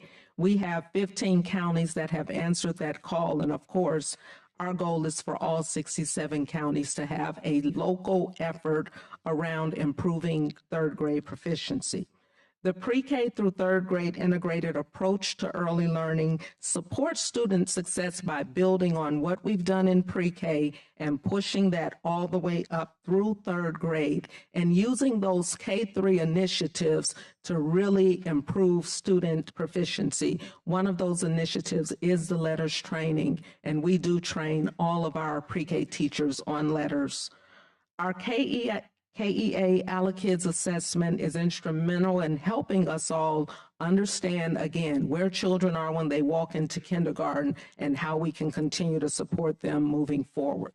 There's additional information on page 7 of your handout. We all know that it doesn't start in pre-K. Things start long before a child enters that classroom as a 4-year-old. The First Teacher Home Visiting Program delivers results as well. Alabama Department of Early Childhood Education is Alabama's designated lead agency for home visiting, aligning it with the department's prenatal to 3rd grade initiatives.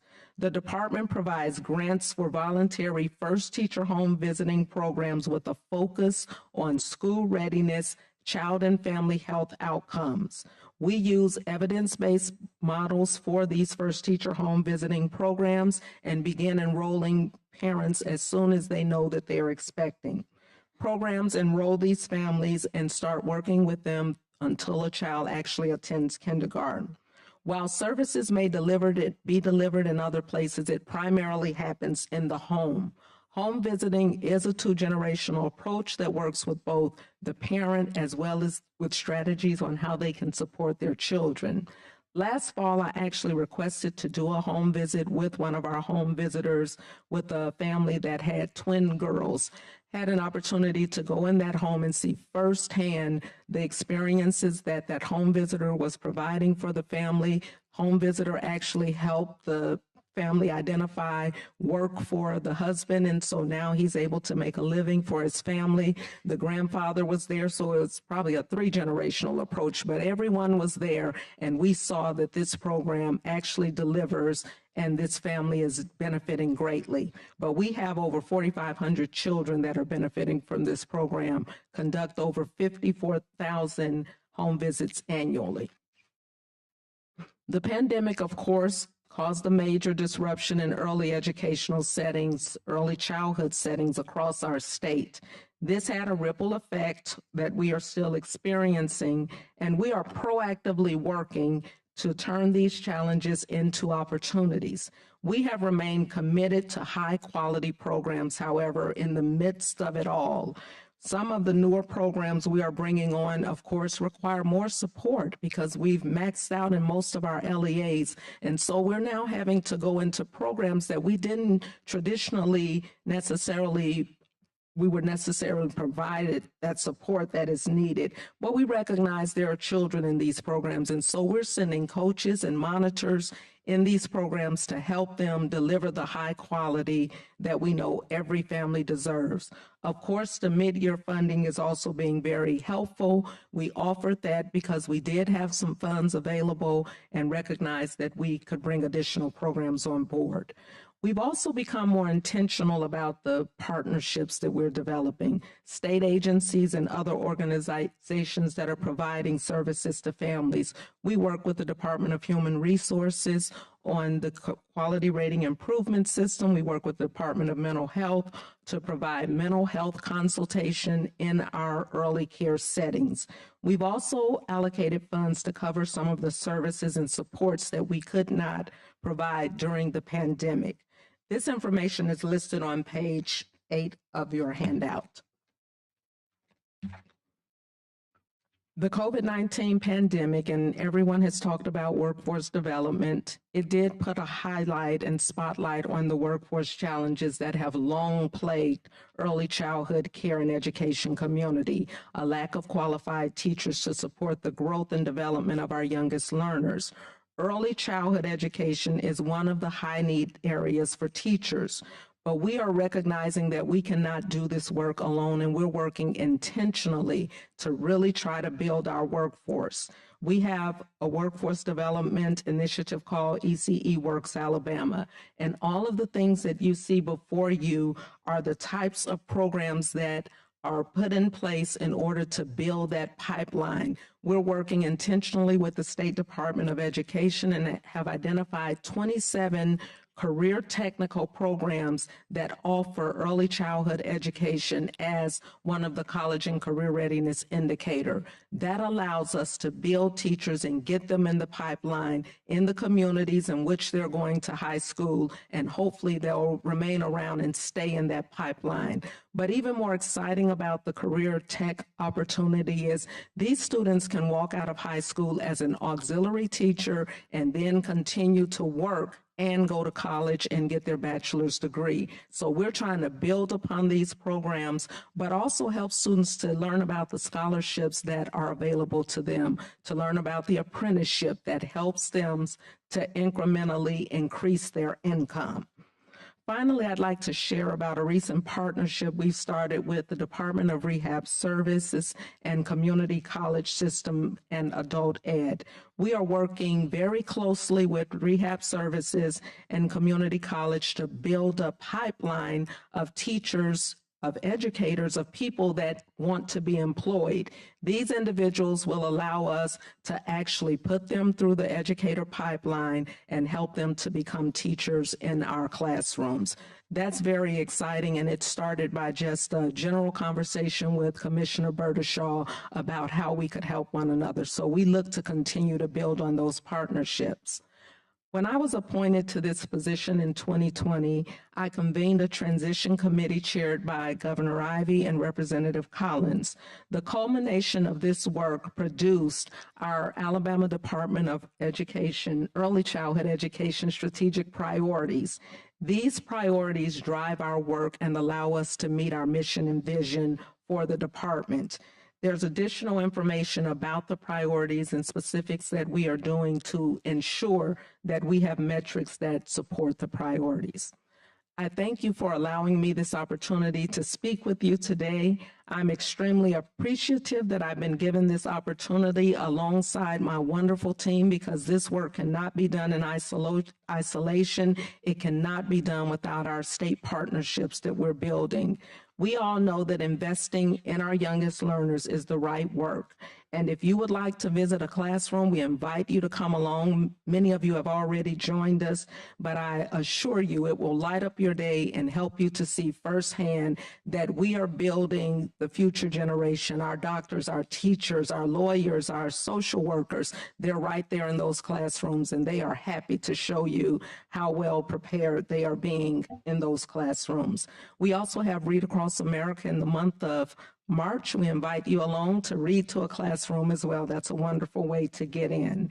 We know that wise investments in early childhood education and families are the solution for Alabama's future economy, and we welcome you to set up additional meetings to talk about our data, to talk about what we're seeing over time. For the first time, we will have 12 years of data for kids that entered that first pre-K classroom. Now, it was a small group because the percentage of access was very small at that time, but we're excited about what we can demonstrate and show how pre-K has made a difference for children in Alabama and can continue to do so. Thank you, Dr. Cooper, for your presentation. Our final presenter for the day is Dr. Purcell from the Alabama Commission on Higher Education.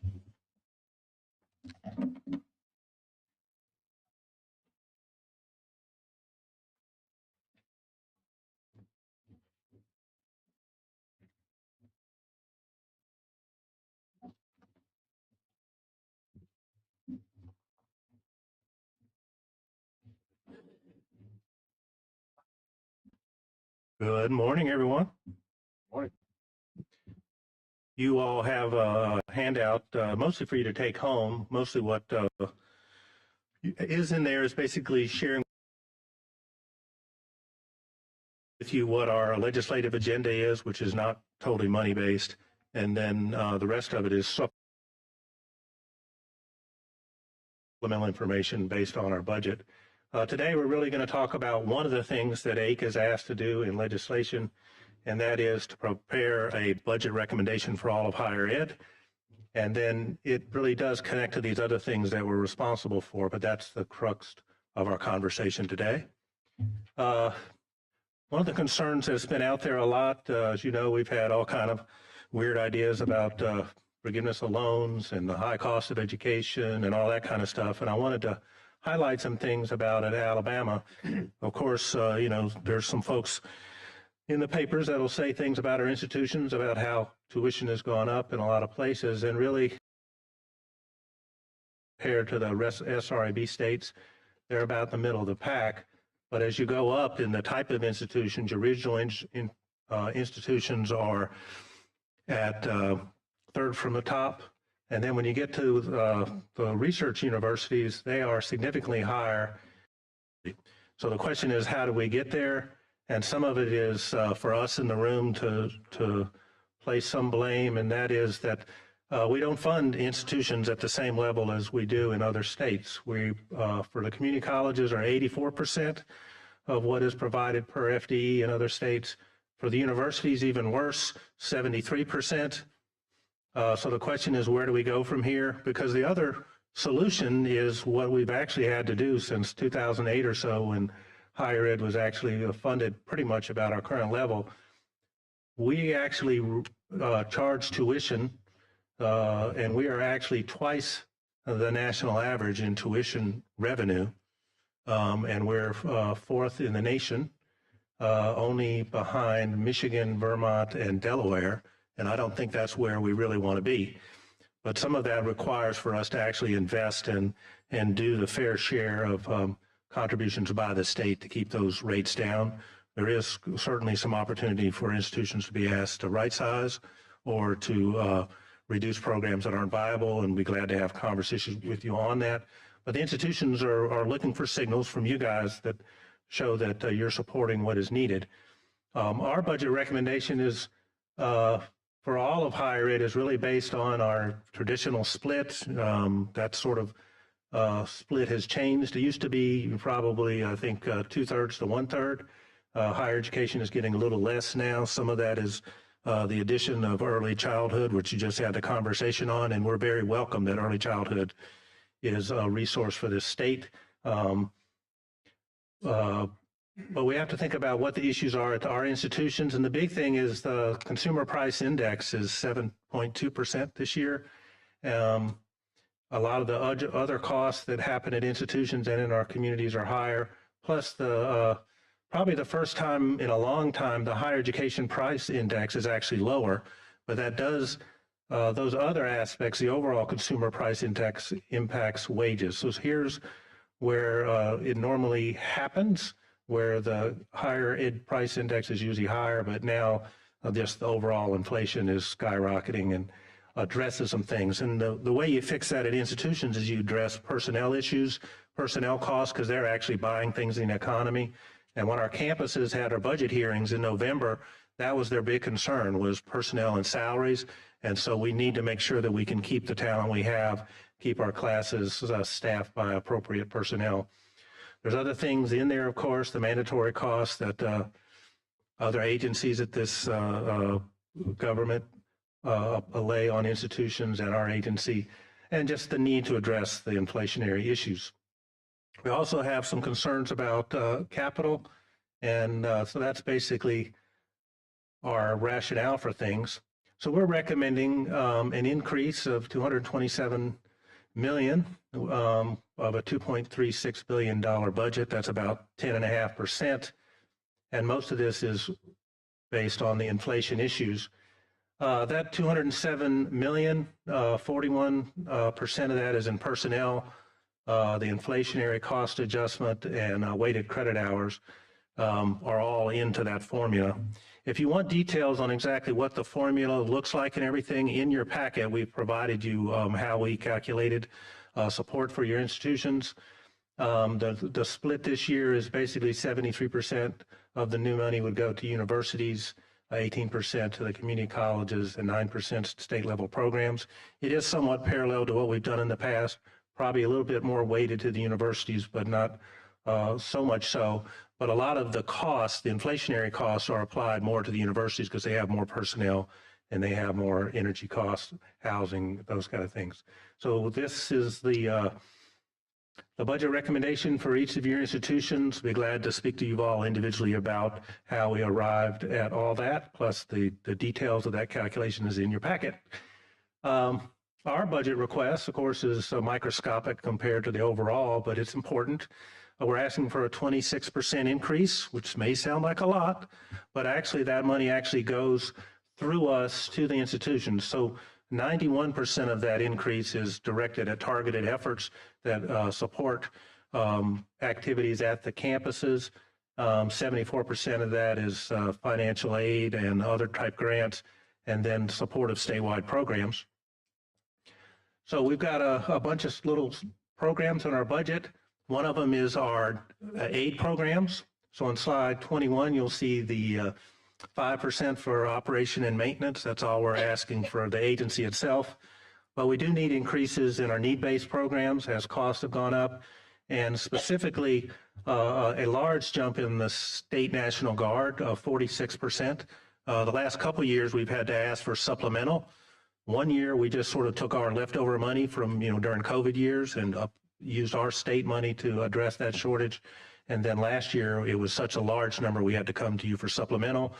So we will be asking for a little supplemental for this year, and the increase that you see there would allow us not to come back and ask for money after the fact next year. 5% for other activities. STARS is sort of our transfer program. We've done some enhancements on that to ease transfer. Now we're able to actually tell a student if they take a specific course, whether it transfers to another institution, where in the past we were sort of matching full program completions and whether it fully transferred as a collective. So this will be helpful. Southern Regional Education Board alerted to me, I guess they had time to think about who owed them and who hadn't been paying their fair share. and they came over and visited and said, you know, since 2008, y'all were underfunded in Alabama, and we sort of gave you a pass, but times are changing, and we need you to pay your fair share. So that's what the big jump for SREB is. It's $150,000, which will make a big difference. All the other state programs are held at prior year appropriations. We do have AKEEP, which is the Alabama Korean Education Partnership, that comes through our budget as sort of a pass-through. We're asking to double that or add 50,000 to their 100,000 allocation. And what that'll do is help them.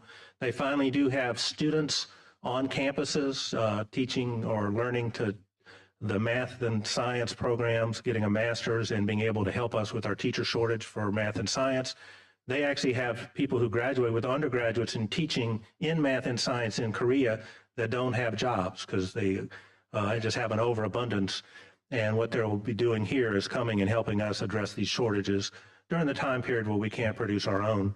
I think it'll be a good relationship building thing for us and other businesses. AKEEP does other things such as provide support for new individuals coming from Korea related to our plants, and also helping people learn a little bit about the Korean language and the culture so they can become better employees at those corporations. Deferred maintenance, last year y'all gave us $5 million to help the HBCUs with some deferred maintenance on their campus. That was for both public and private institutions. What we're suggesting this year is to add another $5 million on top of that and allow us to extend this to all institutions to compete, mostly on the public side. We had a lot of comments from our regional universities. You know, when we do our little formula or technology formula that can be used for those kind of things, if you're a small institution, it really doesn't give you a whole lot of money. So if you don't have a big enrollment, you still can't do the repairs. I'll give you an example. Montevallo has a lot of dormitories that were built during the 30s and 40s as a part of WPA, CCC projects. They need sprinkler systems. It's required for new buildings to have those things. And what we've done is give them a caveat that they don't have to have them, but it is something that you're going to need to have. So we would start with their bigger building and do that. But that's about $2 million each building for that kind of project. And no institution that size will ever get enough money through our traditional routes to have money to do that. So it does require us to think other ways to do that. We do that based on only deferred maintenance that is for ADA compliance or health and safety priorities. Here's a list of the institutions that were funded this year and their amounts. Every institution that applied received some money for a request that was on their campus. We only had one institution that did not apply. New programs. As you know, we've been trying to address the needs of the workforce. We have a new initiative called Re-Engage Alabama. We're requesting $6 million. This is one of the things that would go towards students. 4.5 would be actually scholarships that are directed for adults that have some college, let's say 1 or 2 years, depending on they're looking for an associate or bachelor's, if they enroll in high demand, high wage programs. So we have somebody that was on a career path to go into nursing or healthcare or welding or whatever the high demand programs are. They come back to school and we would fund them so they can get out in the workplace and support their families. The great news about returning adults is that they are already in Alabama. They're committed to Alabama. They have a life here. They're not going to migrate off like young folks have a tendency to do right off. So it is a good investment. We are asking for, in addition to that, about $1.5 million to help our institutions get prepared to serve for more adults. As you know, the curve of enrollments is going down. We're having less high school students, elementary students. So if we're going to keep the production of workers that we're going to need to build our economy that's been rocking and rolling, we're going to need to make sure that we get the adults who perhaps are underemployed, have great talents, but don't have the credential for a future job skilled. The next one is a bargain. It's the economic industry alignment. And this year I can give it to you for $150,000. And what we've done in the last couple years is I've taken the money that we didn't use in travel because COVID people, you know, when you had COVID eras, no one wanted you to come to their campus. So I took that money and we put together a couple initiatives that I'd like to continue at our agency, which is to have a real multidimensional view of how the world works. One of them is the Educational Workforce Needs Index, which I'll show you what it has coming for us. And then we've updated the Employment Outcomes Report, and we want to be able to continue to do that every few years. The Education Workforce Needs Index really takes the data that's from the census, and we've identified the data that is highest correlated to prosperity, economic prosperity, and satisfaction and happiness in communities, and identified what those are. And then we can tell you where the critical needs are, what the overall need is, and also, is there need greater in education? Is it need or greater in workforce? And what do the population dynamics, how do they impact? The population, as you can see, there are some parts of the state that are declining in population, and thus their need may not be as critical in this particular calculation. But if you add in their other issues of education and workforce, they still have some work to do.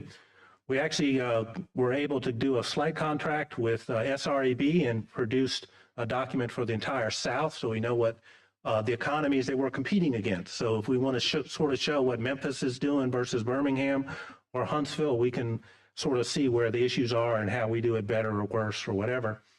We also did it for each workforce region. I've gone around twice now, except for Dothan, hasn't had the second visit, where we can actually talk about their workforce region and these public use microdata population areas to show how we compare to the rest of the country. This is the correlation of adults with college degrees and the median annual wage for full-time workers in a state. And you can sort of see it starts way down around the 5,000, where it's a very, very, very poor state, particular region, and it goes up. Number 7 on that map, everything in yellow and in red is Alabama. The yellows are the subsets of the Region 4, which they call Central 6 in the data. So number 7 is sort of your Mountain Brooks, Vestavia, Homewood, and that's the most affluent region in our state. And then it goes all the way down, and you have Region 1 in that same region, which is sort of the Ensley, Fairfield, that area, sort of near where Birmingham Southern is. You can also compare your workforce regions to each other. The columns in green are national data points, so you can sort of see where we compare to the rest of the country. And then you can see Alabama is in red and how your workforce region looks compared to others. We'll be glad to have conversations with anybody in your communities about how you can use this data, look at particular data points and see where you can optimize the type of intervention we use with higher education or even with K through 12 or others, or whether we need to emphasize a little bit more on providing job opportunities for individuals and communities. And there are different answers by region. This is the new Employment Outcomes Report. It is will actually be approved in about 10 days at our board meeting. And you can sort of see that more education you have, you still have greater income. So we've been able to do this with, so the 2015 cohort, and we track them for 5 years, so we sort of can see that it does benefit people to have education and work experience. If you look at the Employment Outcomes Report for the bachelor's, you can sort of see that engineers are still becoming the life of Riley right out of college. And so these are the top 15 salaries, and we have all the detail for every major. And then we also have it for the community colleges, so you can see that the mechanic and rare technicians, all the things that we're doing in advanced manufacturing are the wages that we need to produce. So that can help us guide our conversation about what to make happen. Excuse me, Leader Daniels, have a question? Yes, be glad to. Question for you. I was going back to the consolidated budget recommendations. And I'd like that you provided information about the salary areas, which majors yield the better returns from a salary matrix standpoint for the state of Alabama, for our economy. But are we, in these recommendations, when you're making a recommendation, what goes into it? Is it the degree areas, for example, if a school has engineering? Right. There is a weighted credit hour component, so that like an engineering program may have a weight of like 20 whereas an English course, the first English course you see would have a weight of 1. As you look at the institutions, the research universities will all have higher weights because they have programs that require higher costs, have higher paid faculty, business programs are higher. In institutions that have less of those and they don't produce that many, they certainly would not be in that weight. Now, we didn't overemphasize that part this time because we felt the greater aspect or impacting cost at the institutions was the inflationary rate. So we actually put a greater weight on that. If you look at the resources in the back, it'll show you which portion of our budget allocations were based on weighted credit hours, actual inflation, and other issues. I guess one of my comments, this is my final thought and comment, is that when we're thinking about when you're doing your requests, I think it's more beneficial for us as lawmakers to ensure that these requests are in line with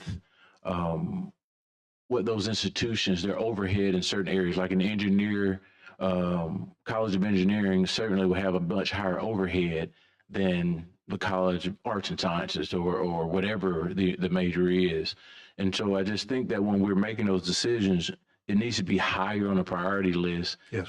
Because at the end of the day, we're trying to recruit and retain the talent in these critical areas that's certainly needed right now in our state. And we know that there's a higher investments for those institutions in order to get the talent there, the professors and the opportunities. And then student enrollment. Student enrollment plays an important part. And then the availability of housing for these students, that if an institution is capped, they're at a certain amount and they don't have the housing or the capital investments to add additional housing, it's going to limit their ability to grow. And so I think these are some of the things that we need to weigh a lot heavier, because based upon if we're making an investment, we certainly want to yield a larger investment down the road. And right now, from some of what I'm seeing, I don't see that reflected as much on this list that I'm looking at, because I know these institutions, their majors very well, and I just don't see that reflected on here. Yeah, this is an operation budget, so a lot of the capital requests, and some of the institutions did ask for that as a part of their proposal, but we couldn't include those. Capital is, you all handle that a little bit differently, so it's not necessarily a part of that request. So like an institution in your district asked for a lot of capital needs. They had residence halls that need to be fixed and stuff, but that can't be in an operational budget per se. But we did recognize that they had those needs, and then we communicated to them that yes, I mean, I've been to the campus and know what those particular issues are, and we would support those kind of things, but it doesn't come out of an operation budget. Whether on the operational side, these salaries, the majors are included in that. Yes. And that's the factor. You can separate the two, but there's still, when you're comparing them, they still yield the same outcomes that I'm asking, even if you separated them. Right. Yeah, no, I think what you'll see is it is parallel to any vision of that. As you know, the big thing that's impacting salaries right now is the inflationary aspects. All the institutions, when they came to the campus, came to the hearings, basically said we have to address the salaries so that our faculty can go and eat well and do all the things they do in our economy to keep those local economies going. So that was their priority. We emphasized that in our budget. But certainly weighted credit hours is always a part of a higher ed budget. I have I think this is really the last slide. We are asking this year for $1 million for a micro-credential fund, which will allow AIC to encourage mostly universities, because the community colleges have gotten into this, to provide micro-credentials that are in high demand for a particular industry. People hire people based on a specific skill, but a lot of times they promote them based on their general capabilities that you would earn at a university. 3 years ago, I asked for $5 million, and you gave the community college system $10 million to do something similar. Last year, I asked for $3 million, and you gave the community college system another $5 million. We really do need to get the universities into this role of micro-credentials. Now, I have funded them out of money, because I indicated we don't travel as much as we used to the last couple of years, but not at the level that we need to do. We've had some universities that have done some great stuff. One of them actually is A&M. The Arsenal came over and said we're having a shortage of logistics officers in our facilities. Can you help us produce these? And what they've done is they've built a micro-credential in logistics. Anybody that goes to A&M can add that as like 10 or 12, I think it's like 12 hours of courses, and that will get them in the door at some of the largest companies in our state and really allow them to just crack the door open, be a part of that organization, and then show their talents in all their major of choice and move up in that company. So I think that's an example of how these micro-credentials can change the dynamics of how people enter our workforce and enter businesses that are of more value and have a need in this state. And with that, that is all. Be glad to talk to you all. Are there any quick questions for Dr. Purcell? Thank you, Dr. Purcell. Appreciate it. Excuse me, Representative Daniels would like to ask a question. The request for the additional $5 million, will you use the same process in awarding those dollars for capital improvements where the institutions that may have been on the list before that are still in critical needs because of the age of a lot of their needs, will those institutions this one also be considered in the first, or you separate the two? No, I would, anybody that has a need, we would ask, and we try to rank them based on their priority, what the largest crisis is, and we go down the list. I think that the key there is that it's all about health and safety, taking care of buildings where that's there. And usually what they do is they pay roofs, they, fix things that are cracked, bathrooms that are moldy. I mean, a lot of disgusting things. So that's sort of the things that we're addressing now, because that's all we can do. There's so much deferred maintenance. What I want to do is for you guys, it's important that you know how you have the dollar amount and then you have a paragraph? That paragraph is real important. This last time when we had the paragraph, it said fund the HBCUs. Well, in my mind, I was thinking publics because I mostly do publics. But because it didn't, we included the privates, and it gave an opportunity for the privates to get some support from the state. You have to decide whether you want this 10 million that we're asking, the 5 million extra, whether you want that to be available to privates or just to the publics, or if you want it to be a subset of the publics. So there is an advantage in being able to write that paragraph, because I think that'll zone in on where you want your resources to go to. Is that a plug for Birmingham Southern? Sir? Yes. Now, it's not a capital request, so if they exist and you include a university in there to be private, yes, it would count. Any other comments, questions? Thanks, sir. So I'll remind everybody that on March the 7th, Tuesday, we'll hear from Kirk Fulford, our legislative fiscal officer, about the overview of the state financial condition. That same day, Director Poole will present his legislative proposals for 2024 from the governor's office. Also, we still need to hear from the community college. I'm not sure if that's the date we'll hear, but at some point we'll have that presentation scheduled. Senator Roberts. Mr. Chairman, I did not want to let this go by without acknowledging that the Honorable Sam Gavan's birthday is today, and I just wanted that to be so noted. Happy birthday to Senator Gavan. Senator Moore, do you have any questions? Yeah, all these things are on the LFO website, all the materials that you saw today, so you can access them there. That being said, we are adjourned. Thank you.